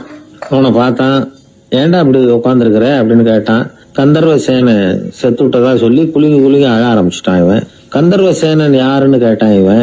அப்படி கேட்ட உடனே அவன் இன்னமும் சத்தம் போட்டு ஒவ்வொன்னு கத்த ஆரம்பிச்சுட்டான். துக்கம் அதிகமாயிட்டுது. அவன் அழற வேகத்தை பார்த்ததும் சரி, கந்தர்வசேனன்கிறது முக்கியமான ஒரு பெரிய மனுஷன் போல இருக்கு அப்படின்னு இவன் முடிவு பண்ணிட்டான். நம்ம ஃப்ரெண்டோட துக்கத்தை நாமளும் பகிர்ந்துக்கணும்னு நினைச்சான். உடனே தலையை மொட்டை அடிச்சுக்கிட்டான், மீசை எடுத்துட்டான், கருப்பு உடை போட்டுக்கிட்டான். கந்தர்வசேனன் இறந்த செய்தி இப்படி காத்து வாக்குல பரவ ஆரம்பிச்சது ஊர் பூரா. ஊர்ல உள்ளவங்க எல்லாம் இந்த செய்தியை கேட்டதும் அவங்களும் தலையை மொட்டை அடிச்சுக்கிட்டு கருப்பு துணி போட்டுக்க ஆரம்பிச்சுட்டாங்க. ஒரே நாள்ல நகரம் பூராவும் துக்கத்துல ஆழ்ந்து போச்சு. எங்க பார்த்தாலும் மொட்டை தலை, கருப்பு துணி. அந்த நாட்டு அமைச்சர் இதை பார்த்தார். ஜனங்கள்லாம் வருத்தமா இருக்கிறாங்களே அப்படின்னு நினைச்சு சில பேரை கூப்பிட்டு விசாரிச்சார். என்ன விஷயம் அப்படின்னு. கந்தர்வசேனன் செத்துட்டார், அதனாலதான் இப்படி துக்கம் அனுஷ்டிக்கிறோம் அப்படின்னாங்க. அவராவது கொஞ்சம் யோசனை பண்ணி பார்த்துருக்கலாம்ல. கந்தர்வ சேனன்னு சொல்றீங்களே, யார் அது அப்படின்னு விசாரிக்கலாம்ல. விசாரிக்கல. மக்கள் துயரத்துல நாமளும் பங்கு எடுத்துக்கணும் அப்படின்னு தான் அவர் நினைச்சார். அவரும் உடனே மொட்டை அடிச்சுக்கிட்டு கருப்பு சட்டை போட்டு ஆரம்பிச்சிட்டார். அமைச்சர் இப்படி இருக்காருங்கிற செய்தி அரசருக்கு எட்டுச்சு. அவர் என்ன பண்ணாரு, அவரும் மொட்டை போட்டுக்கிட்டு தூக்கம் அனுஷ்டிக்க ஆரம்பிச்சிட்டார். அன்னைக்கு ராத்திரி ராஜா மொட்டை தலையோட அந்த புறத்துக்கு வரார், முகத்தை முன்னு வச்சுக்கிட்டு. ராணி பார்த்தாங்க. என்னங்க இது, என்ன விஷயம், உங்க துக்கத்துக்கு என்ன காரணம்னு கேட்டாங்க. ராஜா ரொம்ப கவலையோட, கந்தர்வ சேனன் செத்துட்டாராம், ஜனங்கள்லாம் வருத்தத்துல இருக்கிறாங்க, அதனால நானும் அவங்களோட துக்கத்துல பங்கெடுத்துக்கிறேன், ஒரு ராஜாவோட கடமை இல்லையா அது அப்படின்னார். அது சரி, கந்தர்வ சேனன் யாரு, உங்க அப்பாவா அண்ணனா, எதுக்காக தலைய மொட்டை அடிச்சிங்க அப்படின்னு கேட்டாங்க ராணி. அதுக்கப்புறம் தான் ராஜா யோசிக்க ஆரம்பிச்சார். ஆமா, அதுவும் சரிதானே, நாம என்னத்துக்கு அவசரப்பட்டு இப்படி பண்ணோம் அப்படின்னு சொல்லி நினைச்சுக்கிட்டு அதுக்கப்புறம் அமைச்சரை கூப்பிட்டார். அப்புறம் விவரம் கேட்டார். யாருங்க இது கந்தர்வ சேனங்கிறது யாருன்னு கேட்டார். அவரும் அதுக்கப்புறம் தான் யோசிக்க ஆரம்பிச்சார். அவரு ஜனங்களை கூப்பிட்டு விசாரிச்சார். ஒவ்வொருத்தரா விசாரிச்சுக்கிட்டே கடைசியா அந்த ஆளுகிட்ட போய் சேர்ந்தாங்க. கந்தர்வ சேனன் யாருன்னு கேட்டாங்க. என்னோட கழுதைன்னு அவன். ராஜாவும் மந்திரியும் தலையை தொங்க போட்டுக்கிட்டாங்க. எல்லாரும் சொல்றதையும் கண்ணை மூடிட்டு நம்ப ஆரம்பிச்சா கதை இப்படிதான் போய் முடியும். இந்த காலத்துல எல்லாம் சில பேர் சொல்ற விஷயம் கப்சா மாதிரி இருக்கும், ரீல் விடுறார் அப்படின்னு நினைப்போம். ஆனா அதுலயும் உண்மை இருக்கும். ஒருத்தர் ரொம்ப பெருமையா சொன்னார், சார் 10 பேர் ஒரே குடையில வந்தோம் சார், ஒரு சொட்டு தண்ணி கூட எங்க யார் மேலயும் படல சார் அப்படின்னார். 10 பேர் ஒரே குடையில வந்திருக்கிறாங்க, ஒரு சொட்டு தண்ணி கூட மேல படலையாம். பெருமையா சொன்னார். அது எப்படிங்கன்னு கேட்டோம். அவரு சொல்றாரு, ஏன்னா அப்ப மழையே பெய்யல சார் அப்படின்னார். ஒரு பெரிய ஆறு, அதை கடந்து அடுத்த பக்கம் போகணும். இந்த பக்கம் 8 பேர் நின்றுட்டு இருக்கிறாங்க. 8 பேரும் சேர்ந்து ஒரு குழுவா வந்திருக்கிறாங்க. இவங்க எல்லாருமே பண்டிதர்கள், குருமார்கள், அதாவது அறிவாளிகள். இவங்க எல்லாரும் அந்த ஆற்றை கடந்து அடுத்த கரைக்கு போகணும். அப்புறம் அங்க இருந்து பக்கத்துல இருக்கிற ஒரு ஊருக்கு போய் சேரணும். கரை ஓரமா ஒரு படகு கட்டி கிடந்தது, அதுல ஏறி உக்காந்தாங்க. அது மூலமா அடுத்த கரைக்கு போய் சேர்ந்தாங்க. அங்க போய் கரையேறின உடனே அவங்களுக்குள்ள ஒரு விவாதம். அறிவாளிகள் இல்லையா, அதனால ஒருத்தர் சொன்னார், இந்த படகு நமக்கு உதவி செஞ்சிருக்குது, அது செஞ்ச உதவி மூலமா தான் நாம 8 பேரும் இந்த ஆற்றை கடந்து இந்த பக்கம் வந்திருக்கிறோம். இது செஞ்சிருக்கிற உதவிக்கு நாம நன்றி செலுத்தணும், பதில் மரியாதை செய்யணும். அதை எப்படி செய்யறது அப்படின்னார். இன்னொருத்தர் அதுக்கு ஒரு யோசனை சொன்னார். நமக்கு உதவி செஞ்சிருக்கிற இந்த படகுக்கு மரியாதையும் நன்றியும் செலுத்துகிற முறையில அதை நாம எல்லாரும் நம்ம தலைமையில சுமந்துகிட்டு போறதுதான் நியாயம். ஏன்னா நம்ம அது சுமந்தது இல்லையா, அதுக்கு பதிலா நாம அதை சுமக்கணும், அதுதான் சரியான நன்றியா இருக்கும் அப்படின்னார். இதுதான் சரியான யோசனைன்னு எல்லாரும் ஒத்துக்கிட்டாங்க. அவ்வளவுதான். உடனே அந்த படகை தூக்கி தலையில வச்சுக்கிட்டு 8 பேர் நடக்க ஆரம்பிச்சிட்டாங்க. அப்படியே அவங்க போக வேண்டிய கிராமத்துக்கு போய் சேர்ந்தாங்க. அந்த ஊர் மக்களுக்கு இது வேடிக்கையா இருந்தது. ஆச்சரியமா அவங்கள பார்த்தாங்க. ஏங்க எதுக்காக இப்படி செய்யறீங்க அப்படின்னு கேட்டிருக்கிறாங்க. படகுங்கிறது மனிதர்களை கரை சேர்க்கறதுக்காகத்தானே இருக்குது, நாம அதை எதுக்காக சுமக்கணும், அதை ஆற்றங்கரையிலேயே விட்டுட்டு வந்திருக்கலாமே அப்படின்னாங்க. இதுக்கு அந்த 8 பேர்ல ஒருத்தர் சொன்னாராம், என்ன இப்படி சொல்றீங்க, உங்களுக்கு நன்றி உணர்வே கிடையாதா, நீங்க நன்றி கெட்டவங்களா இருக்கிறீங்க, நாங்க நன்றி உடையவர்களா இருக்கிறோம். நன்றி உடைமை அப்படின்னா என்னன்னு எங்களுக்கு தெரியும், அதனாலதான் எங்களை கரை சேர்த்த படகுக்கு நாங்க நன்றி செலுத்துறோம். இந்த படகு எப்பவும் எங்க தலைமையிலதான் இருக்கும் அப்படின்னார். இது புத்தர் சொன்ன ஒரு கதை. வழி இருக்கு பாருங்க, அதையே முடிவுன்னு நினைச்சு வாழ்நாள் பூரா புடிச்சுக்கிட்டு மனிதர்கள் துன்பப்படுறாங்க அப்படிங்கறது அவருடைய கருத்து. ஒரு மனிதன் ஜபம் பண்றான், வழிபாடு பண்றான், அது மூலமா ஒரு விழிப்புணர்வு கிடைச்சுட்டுதுன்னு வச்சுக்கோங்க. அதுக்கப்புறம் எதுக்கு அந்த ஜபமும் வழிபாடும், தூக்கி எறிஞ்சிட வேண்டியதானே. ஆனா மனுஷன் அப்படி பண்றது இல்ல. வழிபாட்டையே லட்சியமா வச்சுக்கிட்டு அதையே கெட்டியா புடிச்சுக்குவான். அந்த ஜபத்துக்கு அவன் ஒரு கைதி ஆயிடுறான். அதனால அதை விட்டுட்டு அவனால வெளியில வர முடியல. வழிபாடு மூலமா சாதிச்சுடலாம் அப்படின்னு நினைக்கிறது தப்பு அப்படிங்கிறார் ஓஷோ. ஜபம்ங்கிறது ஒரு முள். காலில் குத்துன முள்ள எடுக்கிறதுக்கு இன்னொரு முள்ள பயன்படுத்துறோம். முள்ள எடுத்தாச்சு, அப்புறம் என்ன, 2 முள்ளையும் வீசி எறிஞ்சிட வேண்டியது தானே. 2 முள்ளுக்குமே இனிமே பிரயோஜனம் இல்லை. பழைய முள் இருந்த இடத்துல புதிய முள்ள குத்தி வச்சா வலிதான் தொடரும். அப்படி செய்யறவன் முட்டாள். ஆனா இப்படிப்பட்ட முட்டாள்களுக்கு உலகத்துல பஞ்சமே இல்லைங்கிறார் அவர். அதனால வழிபாடு ஜபம் அப்படின்னு எல்லாம் சொல்றோமே, அதையெல்லாம் கூட விழிப்புணர்வோட பயன்படுத்தணும். நம்ம ஆள் ஒருத்தன், அவன் என்னன்னா காலில் ஒரு முள்ள தைச்சுக்கிட்டான், இன்னொரு முள்ளால அதை எடுத்துக்கிட்டு இருக்கிறான். ரொம்ப நேரமா முயற்சி பண்ணிட்டு இருந்தான். கடைசியா அப்பாடா எடுத்தாச்சு அப்படின்னு சொல்லிவிட்டு மறுபடியும் முள்ள எடுக்க ஆரம்பிச்சான். என்னப்பா இது, அதுதான் முள்ள எடுத்துட்டிய, அதுக்கப்புறம் என்னத்துக்கு முயற்சி பண்ணிட்டு இருக்கிறேன்னு கேட்டாங்க. இதுக்கு அவன் சொல்றான், ஏற்கனவே தச்சிருந்த முள்ள எப்பவோ எடுத்துட்டேன், அதை எடுக்கிறதுக்காக உபயோகப்படுத்திக்கிட்டு இருந்தேனே இன்னொரு முள்ளு, அது இப்ப உள்ள மாட்டிக்கிட்டு இருக்குது, அதனாலதான் மறுபடியும் முதல்ல இருந்து ஆரம்பிக்கிறேன் அப்படின்னா. இப்படி வாழ்க்கையில முதல்ல இருந்து ஆரம்பிக்கிறவர்களும் அதிகம், முதல்லயே இருந்துகிட்டு இருக்கிறவங்களும் அதிகம். வாழ்க்கையில படிப்படியா முன்னேறணும், வாழ்க்கையை புரிஞ்சுக்கிட்டு முன்னேறணும். அதுக்கு இந்த பெரியவர்கள் சொல்லுகிற தத்துவத்தை எல்லாம் சரியா புரிஞ்சுக்கிட்டு அது பிரகாரம் நாம நடக்கணும். ஒரு ஊர்ல ஒரு பெரியவர் இருந்தார். அவர் ஒரு குரு. அவர் தொடர்ந்து தியான கூட்டங்கள் நடத்துவார். அந்த கூட்டத்துல கலந்துக்கிறதுக்காக பல ஊர்கள்ல இருந்து சீடர்கள் நிறைய பேர் வருவாங்க போவாங்க. ஒரு நாள் அங்க கூட்டம் நடந்துகிட்டு இருக்குது. அந்த சமயத்துல சீடர்கள்ல ஒருத்தன் என்னத்தையும் திருடி விட்டான். மற்ற சீடர்கள் அதை கவனிச்சுட்டாங்க. இவன் ஆப்பிட்டுக்கிட்டான். கூட்டம் முடிஞ்ச பிற்பாடு இவன் திருடின விஷயத்த அந்த பெரியவர்கிட்ட போய் சொன்னாங்களாம். அவர் கவனத்துக்கு கொண்டுகிட்டு போனாங்க. ஆனா அவர் இத காதிலே போட்டுக்கல, கண்டுக்கவே இல்லை. போய் சொன்ன சீடர்களுக்கெல்லாம் ஏமாத்தமா போயிட்டுது. என்ன இது, இவ்வளவு தூரம் நாம கண்டுபிடிச்சு போய் சொல்றோம், அவரு கண்டுக்கவே மாட்டேங்கிறாரே அப்படின்னு ஒரு மாதிரி ஆயிட்டாங்க. இருந்தாலும் அதை பத்தி ஒண்ணுமே சொல்லிக்கல, பேசாம இருந்துட்டாங்க. கொஞ்ச நாள் ஆச்சு. அதே ஆளு மறுபடியும் ஒரு திருட்டுல மாட்டிக்கிட்டான். சீடர்கள் மறுபடியும் அந்த குரு கிட்ட விஷயத்த சொன்னாங்க. அவர் அப்பவும் வழக்கம் போல சும்மாவே இருந்துட்டார். இவர் இப்படி இருக்கிறத பார்த்ததும் அந்த சீடர்களுக்கு கோபம் வந்துட்டுது. உடனே அந்த சீடர்கள்லாம் ஒண்ணு கூடி பேசினாங்களாம். எல்லாருமா சேர்ந்து ஒரு விண்ணப்பம் தயார் பண்ணாங்க. அதை குருநாதர்கிட்ட கொண்டுட்டு போய் கொடுத்தாங்க. அந்த விண்ணப்பத்துல இவங்க என்ன எழுதியிருக்கிறாங்க தெரியுமா? குருநாதர் அவர்களே, உடனே திருடனவன் மீது சட்ட நடவடிக்கை எடுக்கணும். நீங்க அப்படி அவனை இங்க சேர்க்கப்படாது. நீங்க சேர்த்தீங்கன்னா நாங்க இங்க இருக்கிறத பத்தி யோசிக்க ஆரம்பிச்சிருவோம். அவனை இந்த மடத்தை விட்டு துரத்தி பண்ணணும். நீங்க அவனை வெளியில அனுப்புங்க, இல்லைன்னா நாங்க அத்தனை பேரும் வெளியில போயிடுறோம். இப்படிதான் அந்த விண்ணப்பத்துல எழுதியிருக்கிறாங்க. குரு அந்த விண்ணப்பத்தை வாங்கி படிச்சு பார்த்தார். அதுக்கப்புறம் அதை எழுதின அத்தனை பேரையும் கூப்பிட்டாரு. எல்லாரும் இப்படி வாங்கன்னாரு. வந்தாங்க. இப்படி என் எதிரில் உட்காருங்கன்னார். உட்கார்ந்தாங்க. அப்புறம் சொன்னார், இதை பாருப்பா, நீங்க எல்லாரும் புத்திசாலிகள். உங்களுக்கு எது நல்லது எது கெட்டதுங்கிறது நல்லா தெரியும். நீங்க மேற்கொண்டு ஏதாவது படிக்கணும்னு நினைச்சா வேற எங்க வேணும்னாலும் போகலாம். அதுக்கு நான் தடை சொல்ல மாட்டேன். ஆனா உங்களால குற்றம் சாட்டப்பட்ட அவன் இருக்கானே, அவன் எப்படின்னா அவனுக்கு எது நல்லது எது கெட்டதுங்கிறதெல்லாம் தெரியாது. அதனாலதான் திருடுறான். நீங்க சொல்றது மாதிரி அவனை அடிச்சு துரத்தி போடுறோம்னு வச்சுங்க, அவனுக்கு எப்படி நல்லது கெட்டது தெரியும்? அவனுக்கு அதை யாரு சொல்லி கொடுக்கறது? அதனால இங்கேயே இருக்கட்டும், அதுதான் சரி. இதுக்காக நீங்க எல்லாரும் என்னை விட்டுட்டு போனாலும் சரி, அவனை நான் விரட்ட மாட்டேன் அப்படின்னு விட்டாரான். இவ்வளவையும் திருடனை அந்த சீடன் கேட்டுக்கிட்டே இருந்திருக்கான். அவன் கண்கள்ல கண்ணீர். அப்படியே எழுந்திரிச்சு வந்தான். குரு காலில் விழுந்தான். அவன் கண்ணீர்ல அவனது தீமை கழுவப்பட்டது அப்படிம்பாங்க. அதாவது சீடர்களுக்கு அந்த குருவோட பெருமை அப்பதான் புரிஞ்சுதான். ஒரு நல்ல ஆசிரியர் இருக்காருன்னு வச்சுங்க, நல்லா படிக்கிற பையனுக்கு தான் பாடம் சொல்லி கொடுப்பேன்னா அது என்ன பெரிய விஷயமா? மோசமா படிக்கிறவனையும் மாத்தி காட்டுறேங்கிறது தான் பெருமை. இந்த காலத்து குரு ஒருத்தர் ஒரு ஆசிரமம் வச்சு நடத்திட்டு வந்தார். நிறைய பேர் தினம் வருவாங்க போவாங்க. ஒரு நாள் ஒருத்தன் வந்தான். அந்த குரு முன்னாடி போய் நின்னான். ஐயா, என்ன உங்க சீடனா ஏத்துக்கணும்னா. அந்த குரு நிமிர்ந்து பார்த்தார். உன்னுடைய நோக்கம் என்னன்னு கேட்டார். ஐயா, உங்ககிட்ட கொஞ்ச நாள் இருந்தேன்னா நல்ல பழக்க வழக்கங்களை கத்துக்கலாம். அதுக்கப்புறம் வெளியில போய் ஒரு நல்ல தொழில் தொடங்கி வாழ்க்கையில முன்னுக்கு வரணுங்கிறது தான் என்னோட நோக்கம் அப்படின்னா. நீ சொல்றது சரி, ஆனா உன்னால இங்க நல்ல பழக்க வழக்கங்களை கத்துக்க முடியலன்னு வச்சுக்கோ, அப்ப என்ன பண்ணுவேன் அப்படின்னு கேட்டார் அவர். அப்படி ஆச்சுன்னா என்ன, உங்களை மாதிரியே ஒரு ஆசிரமம் ஆரம்பிச்சு அதுக்கு குருவா இருந்துட்டு போறேன் அப்படின்னு. ஒரு ஆள் இருந்தார். அவரு தன்னை ஒரு குருன்னு சொல்லிக்கிட்டார். மௌன குரு, வாயே திறக்கிறது இல்ல. அவருக்கு 2 சீடர்கள் உண்டு. இவங்க தான் வர்றவங்க கிட்ட பேசுவாங்க, விளக்கம் கொடுப்பாங்க. ஒரு நாள் இந்த சீடர்கள் 2 பேரும் எங்கேயோ வெளியில போயிட்டாங்க.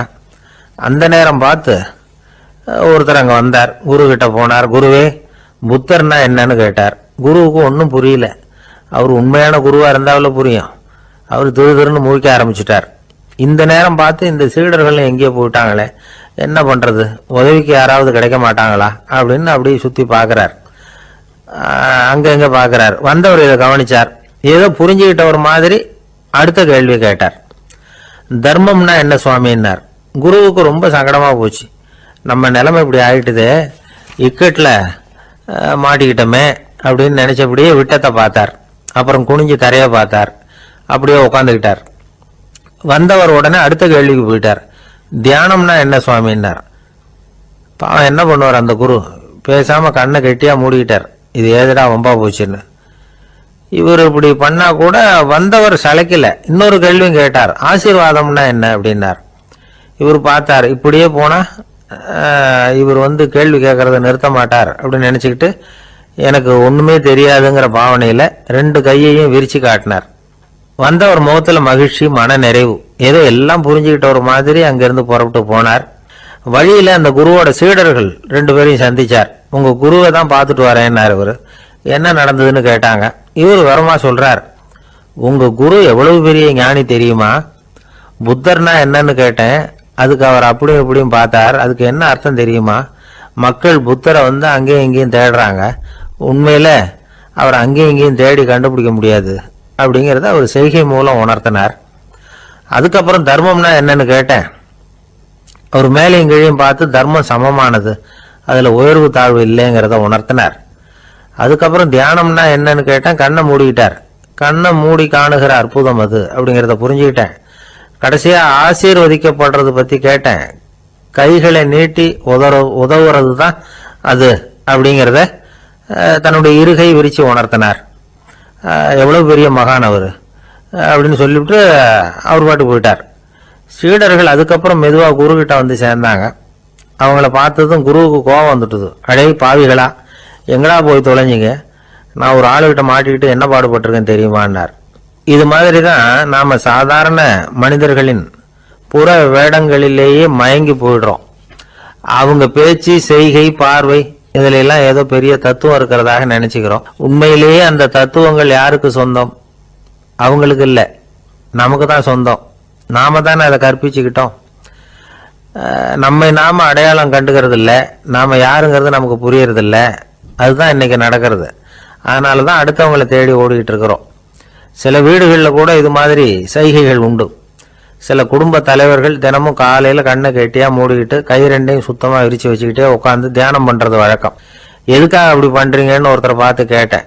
இந்த மாசம் வாங்கின சம்பளம் பூரா தீர்ந்து போச்சு, இனிமே என் கையில சுத்தமா ஒண்ணும் இல்ல, புதுசா எதுவும் செலவு வச்சுடாதே அப்படிங்கிறத அப்படி உள்ளங்கை 2ஐயும் விரிச்சு காட்டி அவங்களுக்கு உணர்த்துறேன் அப்படின்னார். ஒருத்தன் வேகமா ஓடி வந்தான். ஏப்பா அப்படி தலை தெறிக்க ஓடி வர்றேன்னு கேட்டேன். பின்னாடி துரத்திட்டு வருது சார் அப்படின்னா. ஏதாவது நாய் துரத்திட்டு வருது போல இருக்கு அப்படின்னு நினைச்சு அவனுக்கு பின்னாடி பாக்குறேன். கண்ணு கேட்டின தூரம் வரைக்கும் எதுவுமே தெரியல. ஏன்பா எதுவும் உன்னை துரத்துறது மாதிரி தெரியலையே என்ன? நல்லா பாருங்க சார் அப்படின்னா. பார்த்துட்டு தான் சொல்றேன் என்ன. இதோ பாருங்க சார், இதுதான் என்ன துரத்துது அப்படின்னு அவன் காட்டுறான். அவன் சுட்டி காட்டின இடத்துல பார்த்தா அங்க அவனுடைய நிழல் தான் தெரியுது. என்னப்பா சொல்ற அப்படின்னு சொல்லி அவனை சந்தேகமா பார்த்தேன். அதுக்கப்புறம் தான் விவரமா பேசினான். சார், எனக்கு என் நிழலை கண்டா பிடிக்கிறது இல்லை, எப்ப பார்த்தாலும் இது என்னையே பின்தொடர்ந்து வந்துகிட்டு இருக்குது, இதை என்னால சகிக்கவே முடியல, இதை என்கிட்ட இருந்து பிரிக்கிறதுக்கு எவ்வளவோ முயற்சிகள்லாம் பண்ணி பார்த்துட்டேன், முடியலன்னா. அப்படி என்னென்ன முயற்சிகள் பண்ணினேன் அப்படின்னு கேட்டேன். அவன் என்னென்ன செஞ்சாங்கிறத விவரமா சொன்னான். அவன் என்ன பண்ணிருக்கிறான், ஒரு பெரிய குழியை தோண்டி அதுல தன்னுடைய நிழலை புதைச்சிருவோம் அப்படின்னு முடிவு பண்ணிட்டு மண்வெட்டி எடுத்துக்கிட்டு தோட்டத்து பக்கம் போயிருக்கான். ஆழமா ஒரு குழியை தோண்டி இருக்கான். குனிஞ்சு பாக்குறான். அந்த குழிக்குள்ள தன்னுடைய நிழல் தெரியுது. ஆஹா, இதுதான் சமயம், நிழல் இப்ப குழிக்குள்ள இருக்கு, மண்ணை போட்டு மூடிக்கலாம் அப்படின்னு நினைச்சுக்கிட்டு கொஞ்சம் மண்ணை அள்ளி போட்டான். பார்த்தா இப்ப அந்த நிழல் அந்த மண்ணுக்கு மேல நிக்குது. இது ஏதுடா ரொம்ப போச்சு அப்படின்னு அவசரமா மண்ணை வாரி போட்டு மூடி பாக்குறான். குழி பூராவும் மூடி விட்டு பாக்குறான். மறுபடியும் நிழல் மேல உட்காந்துக்கிட்டு இருக்குது. சரி, இதை குழியில புதைக்க முடியாது அப்படின்னு முடிவு பண்ணிட்டு இதை இங்கேயே இப்படியே விட்டுட்டு ஒரே ஓட்டமா ஓடி போடுவோம் அப்படின்னு நினைச்சு எடுத்தான் ஓட்டம். அது காலை நேரம். இவன் மேற்க நோக்கி ஓடிட்டு இருக்கிறான். ஓடி ஓடி பாக்குறான், நிழல் இவனை விட வேகமா இவனுக்கு முன்னாடி ஓடிட்டு இருக்கு. சரி, திரும்பி ஓடி பார்ப்போம் அப்படின்னு நினைச்சுக்கிட்டு அப்படியே சடார்னு திரும்பி ஓட ஆரம்பிச்சான். பார்த்தான், அப்பாடா நிழலை காணல. கொஞ்ச தூரம் ஓடி ஒரு இடத்துல நின்று அப்படியே சாவகாசமா திரும்பி பார்க்கறான். பின்னாடி நின்றுட்டு இருக்குது நிழல். இப்படி ஓடி வந்துதான் இங்க நம்ம முன்னாடி நின்று தன்னுடைய அவஸ்தையை சொல்லிட்டு இருக்கிறான். இந்த நிழலை துரத்துறது அல்லது வெட்டி விடுறது, இதுக்கு ஏதாவது வழி இருக்கா சொல்லுங்க சார் அப்படிங்கிறான். நமக்கு ஒன்றும் புரியல. அந்த நேரம் பார்த்து ஒரு பெரியவர் வந்தார். அவர்கிட்ட யோசனை கேட்டோம், என்ன செய்யலாம்னு. அவர் சொன்னார், இந்த பாருப்பா, நீ அங்கேயும் எங்கேயும் ஓடாத, அப்படியே கீழே படுத்துக்கொண்டார். அது நல்ல உச்சி வேலை. அவன் அப்படியே கீழே படுத்துக்கிட்டான். இப்ப அப்படி இப்படின்னு திரும்பி பார்க்கறான், நிழல காணல. அவன் இப்பதான் நிம்மதியா இருந்தான். இப்ப அந்த பெரியவர் சொன்னார், எல்லா மனிதர்களுமே இப்படிதான் ஓடிட்டு இருக்கிறாங்க.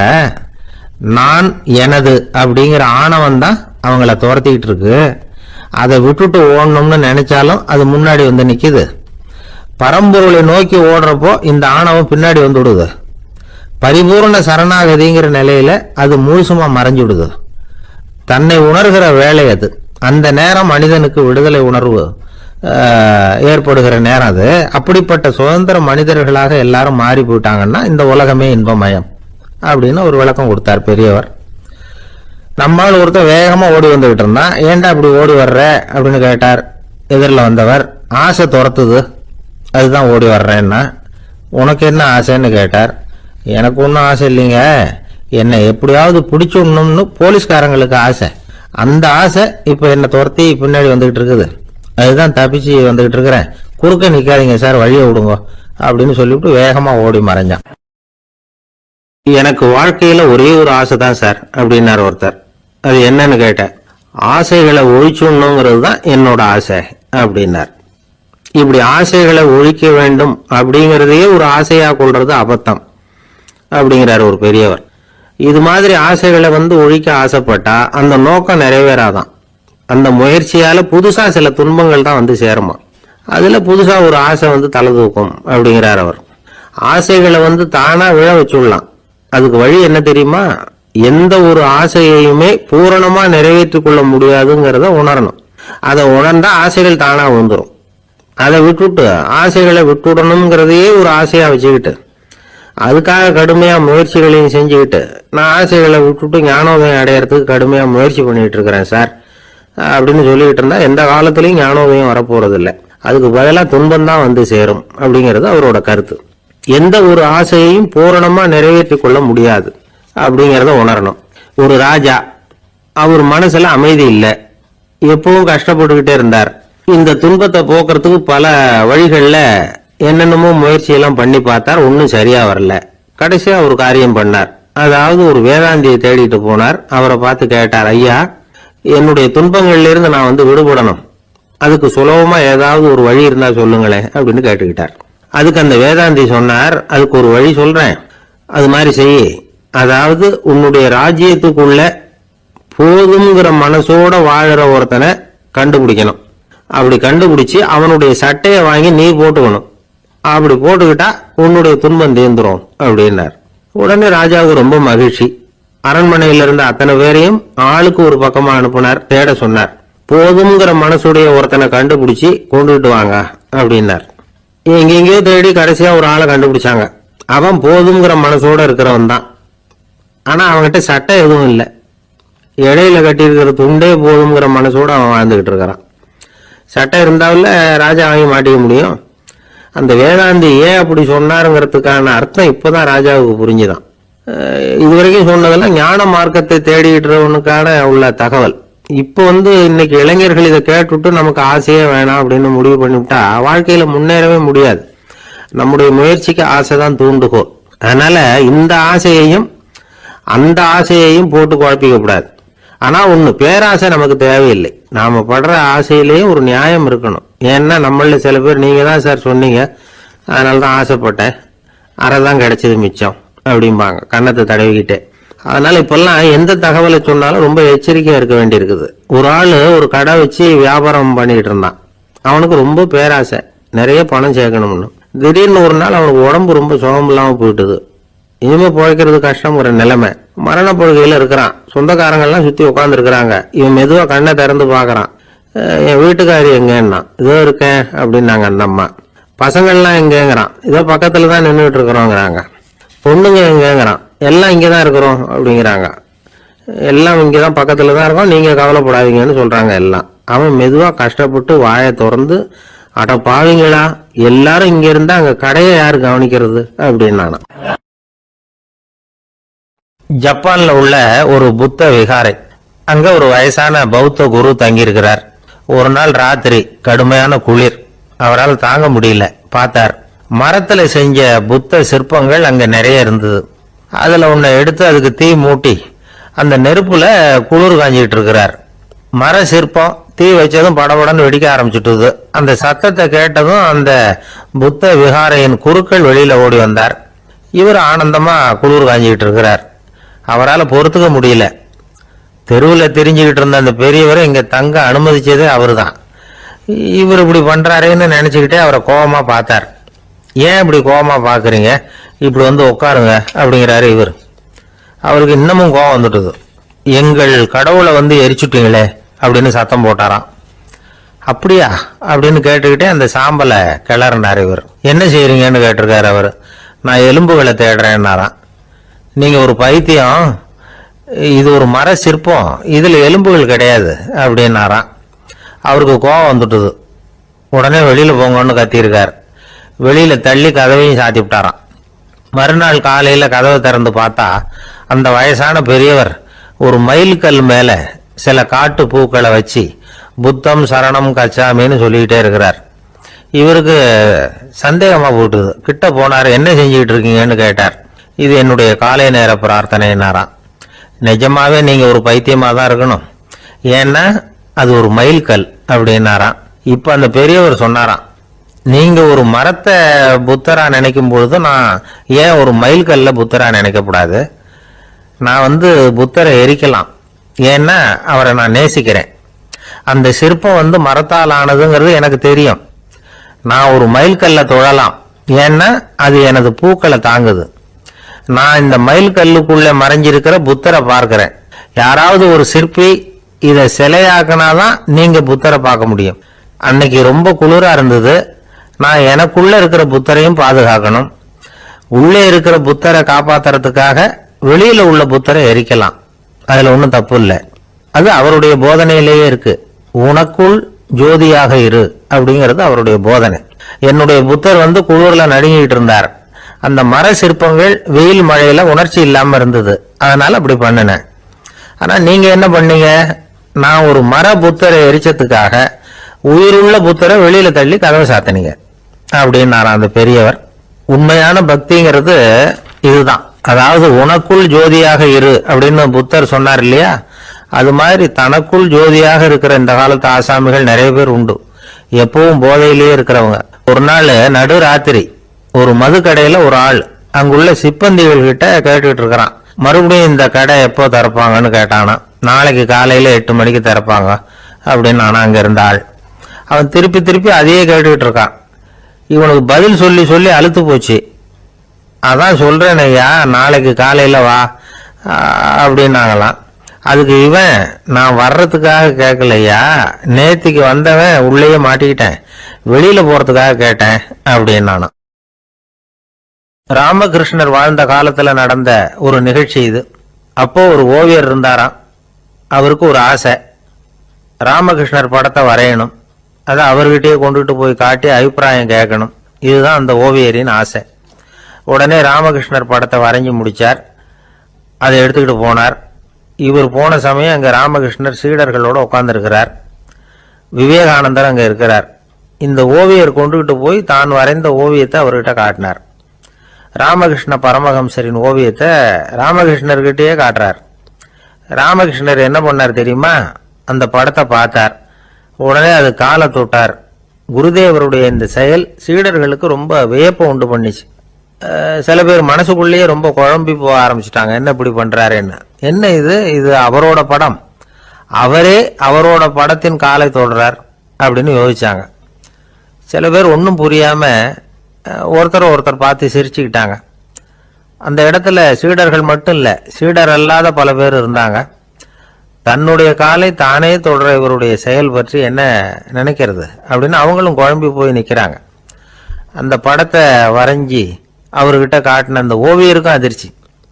இருந்தாலும் அவர் சீடர் கிடையாது, அதனால கொஞ்சம் துணிச்சலை வர வச்சுக்கிட்டு கேட்டார், என்னங்க இது, என்னால என்னுடைய கண்களையே நம்ப முடியல, இது உங்க சொந்த உருவப்படம், நீங்க உங்க சொந்த கால்களையே தொடறீங்க, இது எங்களுக்கு கொஞ்சம் சங்கடமா இருக்குதே அப்படின்னார். ராமகிருஷ்ணரின் கண்கள்ல ஆனந்த கண்ணீர் வழிஞ்சுதான். அவர் சொன்னாராம், இது என்னோட படம்ங்கிறது எனக்கு தெரியும், ஆனா இது என்னோட படம்ங்கிறதுனால நான் இதோட காலை தொடல. நீ என்னுடைய சமாதி நிலைய இந்த படத்துல படம் பிடிச்சி காட்டியிருக்கிற, அதனால அதோட காலை தொடறேன். சமாதி நிலையில யார் இருந்தாலும், அது என்னுடைய படமா இருந்தாலும் சரி அல்லது வேற யாருடைய படமா இருந்தாலும் சரி, படம் யாருதுங்கிறது முக்கியம் இல்லை. இதுல எது முக்கியம்னா அது தன்னை உணர்ந்த ஒரு உணர்நிலையின் படம். அப்படி இருக்கிறப்போ அதோட காலை நான் தொடணும். அதுக்கு நீங்க எல்லாரும் ஏன் சங்கடப்படுறீங்கன்னு எனக்கு தெரியல அப்படின்னாராம். இப்பதான் அங்க இருந்த சீடர்களுக்கும் மற்றவங்களுக்கும் விவரம் புரிஞ்சுதான். இதுக்கு முன்னாடி யாரும் செய்யாததை இவர் செஞ்சிருக்கிறார், ஆனா அவருடைய காரணம் ரொம்ப நியாயமானது அப்படிங்கிறத உணர்ந்தாங்களாம். இதுவரைக்கும் ஆன்மீகத்துல சமாதி நிலை, அதாவது தன்னை உணர்ந்த நிலை பற்றி புரிஞ்சுக்கிட்டோம். இல்லறத்துல ஏற்படக்கூடிய சமாதி நிலை பற்றி உங்களுக்கு தெரியுமா? ஒரு அம்மா டாக்டர் கிட்ட வந்து சொன்னாங்களாம், டாக்டர், என் வீட்டுக்காரருக்கு உடம்புல ஏதோ கோளாறுன்னு நினைக்கிறேன். நான் எவ்வளவு நேரம் பேசினாலும் காதுல விழாத மாதிரி உட்கார்ந்துருக்கிறார் அப்படின்னு ஆகலாம். அதுக்கு அந்த டாக்டர் சொன்னாராம், அம்மா, அது உடம்பு கோளாறு இல்லை, அது ஒரு பெரிய திறமை அப்படின்னாராம். ஒரு ஏரி ஓரமா 2 பசங்க நடந்து போயிட்டு இருக்கிறாங்க. அதுல ஒருத்தன் பணக்கார வீட்டு பையன், இன்னொருத்தன் ஏழை. இவங்க 2 பேரும் போயிட்டு இருக்கிறாங்க. வழியில் ஒரு இடத்துல ஒரு ஜோடி செருப்பு இவங்க கண்ணுல படுது. ஒரு விவசாயி அந்த செருப்பை அங்க விட்டுட்டு பக்கத்துல இருந்த ஏரியில கை கால கழுவிட்டு இருக்கிறார். உடனே அந்த பணக்கார பையனுக்கு ஒரு ஐடியா. அவன் சொன்னானா, டேய், இப்போ ஒரு வேடிக்கை செய்யலாம். அந்த செருப்பு 2ஐயும் தூக்கி எட்டத்துல வீசி எறிஞ்சிருவோம். அந்த ஆள் வந்து பார்த்துட்டு செருப்பை தேடி அல்லாடுவான், அங்கேயும் இங்கேயும் ஓடுவான், திருன்னு முழிப்பான். அதை பார்த்து நாம ரசிக்கலாம், நல்ல தமாஷா இருக்கும் அப்படின்னு இருக்கான். இப்படி சொல்லிட்டு அந்த செருப்புகளை தூக்கத்துக்கு போனானா. கொஞ்சம் பொறு அப்படின்னானா அந்த ஏழை பையன். ஏன்னு கேட்டிருக்கான் அவன். இப்ப அந்த ஏழை பையன் சொன்னானா, நீ சொல்றது ஒண்ணும் வேடிக்கை கிடையாது. உன்னோட செருப்பு தொலைஞ்சா உன் அப்பா உடனே உனக்கு வேற செருப்பு வாங்கி கொடுத்துருவார். ஆனா அந்த ஆளுக்கு இந்த செருப்பு தொலைஞ்சதுன்னா வேற புதுசா வாங்கறதுக்கு வாயையும் வயத்தையும் கட்டி பணத்தை சேர்க்க வேண்டியிருக்கும். அதனால நான் ஒரு வேடிக்கை சொல்றேன், அது மாதிரி செய், அது இன்னமும் தமாஷா இருக்கும் அப்படின்னானா. எப்படி அது சொல்லுன்னு இருக்கான் அவன். செருப்பு 2ம் அது இருக்கிற இடத்துல இருக்கட்டும். உன் சட்ட பையிலிருந்து ஒரே ஒரு ₹1 நாணயத்தை எடு. அதை அந்த செருப்பு மேல அதோட குதிகால் பகுதியில வச்சுட்டு நாம 2 பேரும் அந்த மரத்துக்கு பின்னாடி ஓடி போய் மறைஞ்சு நின்னுக்குவோம். அப்புறம் பாரு வேடிக்கைய அப்படின்னா. அதே மாதிரி ₹1 காசு செருப்பு மேல வச்சுட்டு இவங்க 2 பேரும் மறைஞ்சு நின்னுக்கிட்டாங்க. கொஞ்ச நேரத்துல அந்த விவசாயி வந்தார். காலில் உள்ள மண்ணை தட்டிவிட்டு செருப்பு மாற்றத்துக்காக போனார். அங்கிருந்த காசு கண்ணுல போட்டுட்டுது. அவருக்கு ஆச்சரியமா போச்சு. அதை கையில எடுத்து பாக்குறார். 4 பக்கமும் திரும்பி திரும்பி பாக்குறார், யார் இதை வச்சிருப்பான்னு. கடைசியில ஆகாயத்தை பாக்குறார். ஆண்டவா, இது உன்னோட கருணை தான்.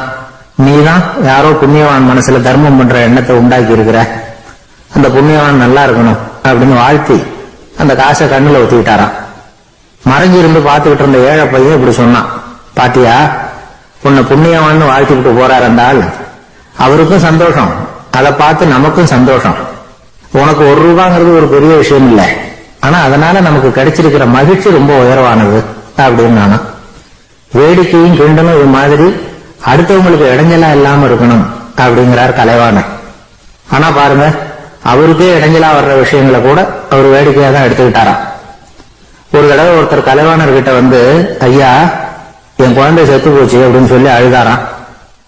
உடனே இவர் அவருக்கு ₹100 பணத்தை கொடுத்து, இந்தாங்க அடக்கம் செய்யுங்க அப்படின்னு சொல்லி அனுப்பி வச்சாராம். 1 வருஷம் கழிச்சு மறுபடியும் அதே ஆள் வந்திருக்கார். இவர் மறந்துருப்பாருங்கிற நினைப்புல, அண்ணே, என் குழந்தை இறந்து போச்சுண்ணே அப்படின்னாராம். இவர் மறுபடியும் ₹100 கொடுத்து ஆறுதல் சொல்லி அனுப்பி வச்சாராம். 7-8 மாசம் கழிச்சு மறுபடியும் அதே ஆள் வந்திருக்கார். அவர் வாயை திறக்கிறதுக்கு முன்னாடியே இவர் ₹100 அவர் கையில வச்சு, போன 2 தடவை தான் குழந்தை செத்து போச்சு, இந்த தடவையாவது அதை சாகாம காப்பாத்தி விடு அப்படின்னு சொல்லி அனுப்பி வச்சாராம். அதுக்கப்புறம் அந்த ஆள் வர்றவே இல்லையா. எனக்கு தெரிஞ்ச ஒருத்தர் இருக்கார். அவரு ஒரு பெரிய காவல்துறை அதிகாரி, ரொம்ப கண்டிப்பானவர். அவரை கண்டாவே எல்லாரும் பயப்படுவாங்க. அப்படிப்பட்டவர் வீட்டுக்கு போனா அப்படியே அடியோட மாறிடுவார். அங்க போய் பாத்தீங்கன்னா குழந்தைகளோட குழந்தையா அவர் விளையாடிட்டு இருப்பார். அலுவலக சமயத்துல பாத்தீங்கன்னா குதிரை முதுகுல அவர் உட்கார்ந்துருப்பார். வீட்டுல பாத்தீங்கன்னா அவரு முதுகுல குழந்தை உட்கார்ந்துருக்கும். அவரு குதிரை மாதிரி போயிட்டு இருப்பார். இது எப்படிங்க முடியுது உங்களால அப்படின்னு கேட்டாங்க. அது ஒண்ணுமில்ல, இங்க வீட்டுக்கு வந்த உடனே என்னோட மனசை தனியா எடுத்து வச்சிருவேன் அப்படின்னார். அது என்னங்க உங்க சட்டப்பயிலியா இருக்குது மனசு, அது தனியா எடுத்து வைக்கிறதுக்கு அப்படின்னு கேட்டாங்க. அப்படி இல்லைங்க, இது ஒரு பயிற்சி, மனப்பயிற்சி, அவ்வளவுதான் அப்படின்னார். இப்படி சமயம் பார்த்து மனசை தனியா வச்சுவிட தெரிஞ்சவங்க வாழ்க்கையில எப்பவும் உற்சாகமா இருப்பாங்க அப்படிங்கிறது பெரியவங்க கருத்து. ஒரு டாக்டர் ஆஸ்பத்திரியில் இருக்கிற வரைக்கும் டாக்டரா இருக்கலாம், அவர் மனைவிட்டையும் அவர் டாக்டரா இருக்க வேண்டிய அவசியம் இல்லை. ஒரு வக்கீல் கோர்ட்ல இருக்கிற வரைக்கும் வக்கீலா இருக்கலாம், வீட்டுக்கு வந்ததுக்கு அப்புறமும் வக்கீலா இருக்க வேண்டிய அவசியம் கிடையாது. வீட்டுல குழந்தைகள் கிட்ட விளையாடும் போதும் அதுகள் கிட்ட ஃபீஸ் கேட்டுக்கிட்டு இருக்க கூடாது. நாம எப்படி இருக்கணும்னு பெரியவங்க சொல்றாங்கன்னா, மனசோட சேரக்கூடாதான்.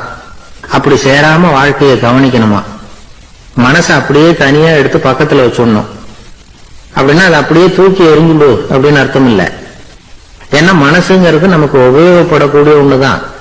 எப்ப எப்போ அது தேவையோ அப்பப்போ எடுத்து உபயோகப்படுத்திக்கணும். தேவைப்படுறப்போ எடுத்து கண்ணாடி மாட்டிக்கிறோம்ல, படிக்கும்போது கண்ணாடி தேவைப்படுது, எடுத்து மாட்டிக்கிறோம் இல்லையா, அது மாதிரி கணக்கு போடுறதுக்கு மனசு தேவை. கடைக்கு போய் ஒரு பொருள் வாங்குறோம், காசு கொடுக்குறோம், மீதி சில்லறை சரியா இருக்கா அப்படின்னு எண்ணி பார்த்து வாங்க வேண்டியிருக்கு. அந்த சமயத்துல மனசை எடுத்து தனியா வச்சுட்டேன் அப்படின்னு சொல்லிட்டு இருக்க கூடாது. பரீட்சைக்கு படிக்க வேண்டியிருக்குது, படிச்சதையெல்லாம் அப்படியே நினைவுல வச்சுக்க வேண்டியிருக்கு, அந்த சமயத்துல மனசை தூக்கி எறிஞ்சுட்டேன் சார் அப்படின்னு சொல்லிட்டு இருக்க கூடாது. அப்படி சொன்னா பரீட்சை நம்மளை தூக்கி எறிஞ்சிடும். அதனால தேவைப்படுறப்போ மனசை உபயோகப்படுத்தணும், தேவையில்லாதப்போ அதை தனியா ஓய்வு எடுத்துக்க விட்டுடணும். இப்படி நாம பழக்கப்படுத்திக்கிட்டா வாழ்க்கைங்கிறது நமக்கு புதுசா தெரியுமா. மனசுக்கும் ஒரு சக்தி கிடைக்கும். எந்திரங்களுக்கு ஓய்வு கொடுக்கிற மாதிரி மனசுக்கும் ஓய்வு கொடுக்கணும், இல்லைன்னா அது களைச்சு போயிடும். குழந்தைகள் மனசை சுமந்துகிட்டு இருக்கிறது இல்ல, இது முதியவர்கள் குழந்தைகள் கிட்ட இருந்து கத்துக்க வேண்டிய ஒரு பாடம். ஆனாலும் இந்த கால குழந்தைகள் கிட்ட ரொம்ப எச்சரிக்கையா இருக்க வேண்டியிருக்கு. ஒரு தாத்தாவும் பேரனும் விளையாடிக்கிட்டு இருக்கிறாங்க. தாத்தா எனக்கு சைக்கிள் ஓட்ட கத்து கொடு அப்படிங்கிறான் பேரன். சைக்கிள் உயரம் கூட இல்ல, அதுக்குள்ள சைக்கிள் ஓட்டணுமா அப்படின்னாரு தாத்தா. ஏன் தாத்தா, ரயில் ஓட்டுறாரு, அவர் என்ன ரயில் நீளமா இருக்கார் அப்படின்னு கேட்டானா அந்த பையன். இருக்கிறாங்க. அந்த வழியா போறவங்க வர்றவங்க எல்லாம் அந்த இடத்துல நின்று அது என்ன மண்டபம் அப்படின்னு விசாரிக்க ஆரம்பிச்சாங்க. அந்த அப்பாவும் பிள்ளையும் தான் வர்றவங்களுக்கு எல்லாம் விவரம் சொல்லிட்டு இருக்கிறாங்க. அதாவது இந்த இடத்துல ஒரு பெரிய மகான் சமாதி ஆயிருக்கார், அவர் சமாதியான இடத்துல இந்த நினைவு மண்டபத்தை கட்டி இருக்கிறோம் அப்படின்னாங்க. ஊரு பூரா இந்த செய்தி பரவிச்சு. நிறைய பேர் அந்த இடத்தை தேடி வர ஆரம்பிச்சாங்க. இங்க கொஞ்ச நேரம் உட்காந்துட்டு போனா மனசுக்கு ஒரு நிம்மதி கிடைக்குது அப்படின்னாங்க. அங்க இருந்த உண்டியல்ல நிறைய காசு போட்டுட்டு போறாங்க. பணம் விடுவிடுன்னு நிறைய சேர ஆரம்பிச்சுட்டு, பணம் நிறைய சேர்ந்த உடனே அந்த அப்பாவுக்கும் பிள்ளைக்கும் தகராறு வந்துட்டுது. பணம் சேர்ந்தாலே சொத்து தகராறு வரத்தானே செய்யும், அது மாதிரி வந்துட்டுது. பையன் அடிக்கடி நிறைய பணம் கேட்க ஆரம்பிச்சான். அப்பா பார்த்தார், யோசனை பண்ணார், ஒரு முடிவுக்கு வந்தார். ஒரு நாள் பையனை கூப்பிட்டார், இத பாருப்பா, நமக்குள்ள தகராறு வேணாம், அப்பாவும் பிள்ளையும் இப்படி சண்டை போட்டுக்கிட்டா பாக்குறவங்க தப்பா நினைப்பாங்க, அதனால நமக்குள்ள சமரசமா இதை தீர்த்துக்குவோம், என்ன சொல்ற அப்படின்னார் அப்பா. சரி நான் பையன். உடனே அந்த அப்பா என்ன பண்ணாரு தெரியுமா, மகன் கிட்ட கொஞ்சம் பணத்தை கொடுத்தார், தன்கிட்ட இருந்த ஒரு கழுதையையும் கொடுத்தார். இதை வச்சு நீ போய்ச்சுக்கோ அப்படின்னு சொல்லி அனுப்பி வச்சுட்டார். மகன் அந்த கழுதையை எடுத்துக்கிட்டு அடுத்த ஊருக்கு போனான். வழியிலேயே அந்த கழுதை செத்து போச்சு. உடனே என்ன பண்ணலாம்னு யோசனை பண்ணான். ஒரு ஐடியா வந்தது.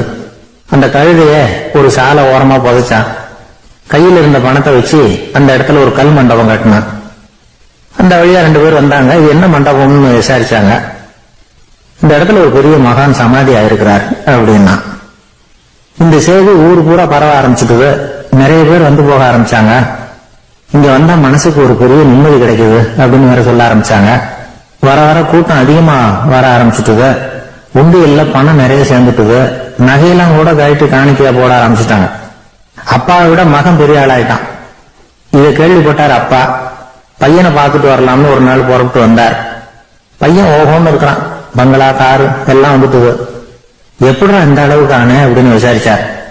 அப்பா, எல்லாம் உங்க ஆசீர்வாதம் தான், நீங்க கொடுத்த மூலதனத்தை வச்சுதான் இவ்வளவும் சம்பாதிச்சேன் அப்படின்னு நான் பையன். அது எப்படிடான்னு விசாரிச்சார். அப்பா, நீங்க ஒரு கழுதை குட்டியும் கொஞ்சம் பணமும் என்கிட்ட கொடுத்து அனுப்பி வச்சுங்க, அதை எடுத்துக்கிட்டு வந்தேன். வர்ற வழியில அந்த கழுதை செத்து போச்சு. உடனே யோசனை பண்ணேன், அந்த கழுதையை இந்த இடத்துல புதைச்சேன், கையில் இருந்த பணத்தை வச்சு மண்டபம் கட்டினேன். மகான் ஒருத்தர் சமாதி ஆயிருக்கார் அப்படின்னு வதந்தியை கிளப்பி விட்டேன். ஜனங்கள்லாம் ஏமாந்து போய் காசை கொண்டாந்து போட ஆரம்பிச்சிட்டாங்க. நான் பொழைச்சிக்கிட்டு இருக்கிறேன் அப்படின்னா, இப்பதான்டா நீ என் புள்ள அப்படின்னு சொல்லி சந்தோஷப்பட்டாரான் அந்த அப்பா. ஏன் அப்படி சொல்றீங்கன்னு கேட்டிருக்கான் பையன். கழுத குட்டியை புதைச்சி மண்டபம் கட்டி இருக்கிற நீ, ஏற்கனவே நம்ம ஊர்ல நாம கட்டி இருக்கிறோமே மண்டபம், அது இந்த கழுதையோட அம்மாவை புதைச்ச இடம். மகான் சமாதி ஆயிருக்காருன்னு நானும் சும்மா கப்சாதான் விட்டுக்கிட்டு இருக்கேன் அப்படின்னாரான் அப்பா. முட்டாள் ஜனங்களை நினைச்சு அந்த 2 பேரும் சத்தம் போட்டு சிரிச்சாங்களாம். மனுஷன் ஏமாத்துறது ரொம்ப சுலபம்.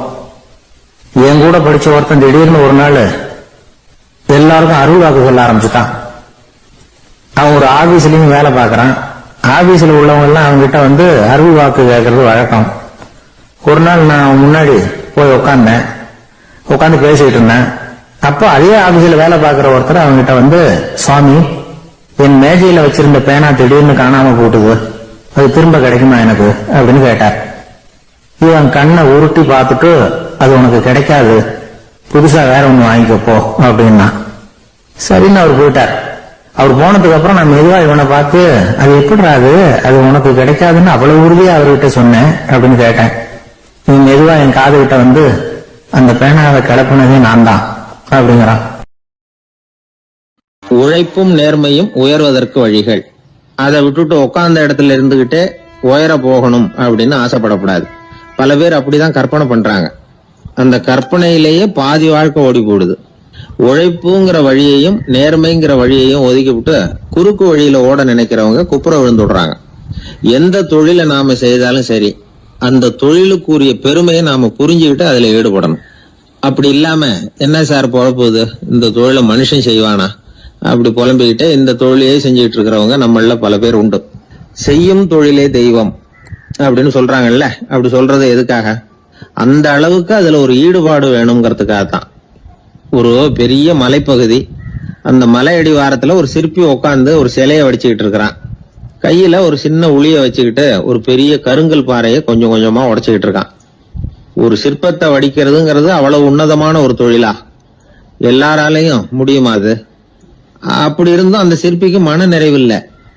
அவன் நினைக்கிறான், இந்த கடுமையான வெயில்ல உட்கார்ந்து வேலை செய்யறது எவ்வளவு கஷ்டம். நாம ஒரு சிற்பியா இருக்கிறதுனால தானே சூரியன் கடுமையான வெப்ப கதிர்களை நம்ம மேல வீசுறான். நாமளே அந்த சூரியனா இருந்துட்டா இந்த கஷ்டம் இருக்காதே. நம்மளை கஷ்டப்படுத்துறவன் நம்மளோட வலிமை உள்ளவன், அதனால நாம அவனா மாறி விடுறதுதான் நல்லது அப்படின்னு அந்த சிற்பி யோசனை பண்ணான். அவன் எண்ணம் உடனே நிறைவேறிட்டுது. இயற்கைங்கிற மாபெரும் சக்தி அவனை ஒரு சூரியனா மாத்தி விட்டுது. சிற்பி இப்போ ஒரு சூரியனா மாறினான். இனிமே இந்த உலகத்துல நம்மளை விட வலிமை உள்ளவன் வேற யாரும் கிடையாது அப்படின்னு நினைக்க ஆரம்பிச்சுட்டான். அவனுக்கு மகிழ்ச்சியா இருந்தது. அந்த மகிழ்ச்சி அதிக நேரம் நீடிக்கல. ஏன்னா கொஞ்ச நேரத்துல ஆகாயத்துல கரிய மழை மேகங்கள் அப்படியே சூழ்ந்து வந்தது. சூழ்ந்து வந்த மேகங்கள் சூரியனை மறைக்க ஆரம்பிச்சது. இப்போ சூரியனா இருந்த அந்த சிற்பி நினைச்சு பாக்குறான், என்ன இது, என்னையே இந்த மேகம் மூடி மறைக்குதுன்னா அது என்னை விட பெரிய ஆளாதான் இருக்கணும். அதனால இனிமே நாம சூரியனா இருக்கக்கூடாது, நாம மேகமா தான் இருக்கணும், அதுதான் கௌரவம் அப்படின்னு நினைக்க ஆரம்பிச்சிட்டான். இப்பவும் பாருங்க, இயற்கை அவனுடைய ஆசையை நிறைவேற்றி வச்சது. சூரியனா இருந்த சிற்பி மேகமா மாறினான். வான வீதியில அப்படியே உல்லாசமா வர ஆரம்பிச்சான். அந்த உல்லாசமும் அதிக நேரம் நீடிக்கல. எதிரில பார்த்தா பிரம்மாண்டமான மலைகள் வழியை அடைச்சிட்டு நிக்குது. வேகமா வந்த மேகம் மலையில மோதிக்கிட்டுது. அந்த மலையை தாண்டி அப்பால செல்ல முடியல. இப்போ அந்த மேகம் நினைக்குது, நாம எந்த தடையும் இல்லாம அந்தரத்துல மிதந்து வர்றோம், நம்மையே போக விடாம தடுக்குதுன்னா அந்த மலைக்கு எப்பேற்பட்ட வலிமை இருக்கணும். இனிமேல நாம மேகமா இருந்து பிரயோஜனம் இல்ல, இருந்தா மலையா இருக்கணும், அதுதான் பெருமை அப்படின்னு நினைக்க ஆரம்பிச்சான். இப்பவும் பாருங்க, இயற்கை அவனுடைய ஆசையை நிறைவேற்றி வச்சது. மேகமா இருந்த சிற்பி மலையா மாறினான். பெரிய மலை பூமிக்கும் வானத்துக்குமா நின்றுகிட்டு இருக்கு. இனிமே நமக்கு எந்த கவலையும் இல்லை அப்படின்னு நினைச்சது அந்த மலை. இப்படி நினைச்சுக்கிட்டு இருந்த வேளையில அந்த மலையோட காலடியில அடிவாரத்துல ஏதோ சத்தம் கேட்டது. என்ன சத்தம் இது அப்படின்னு சொல்லி அந்த மலை மெதுவா குனிஞ்சு பார்த்துதான். பார்த்தா அங்க ஒரு மனுஷன் தன்னுடைய கையில உளிய வச்சுக்கிட்டு மலையை கொத்திட்டு இருக்கிறான். ஏதோ ஒரு சிற்பத்தை வடிக்கிறதுக்காக அவன் முயற்சி பண்ணிட்டு இருக்கிறான்.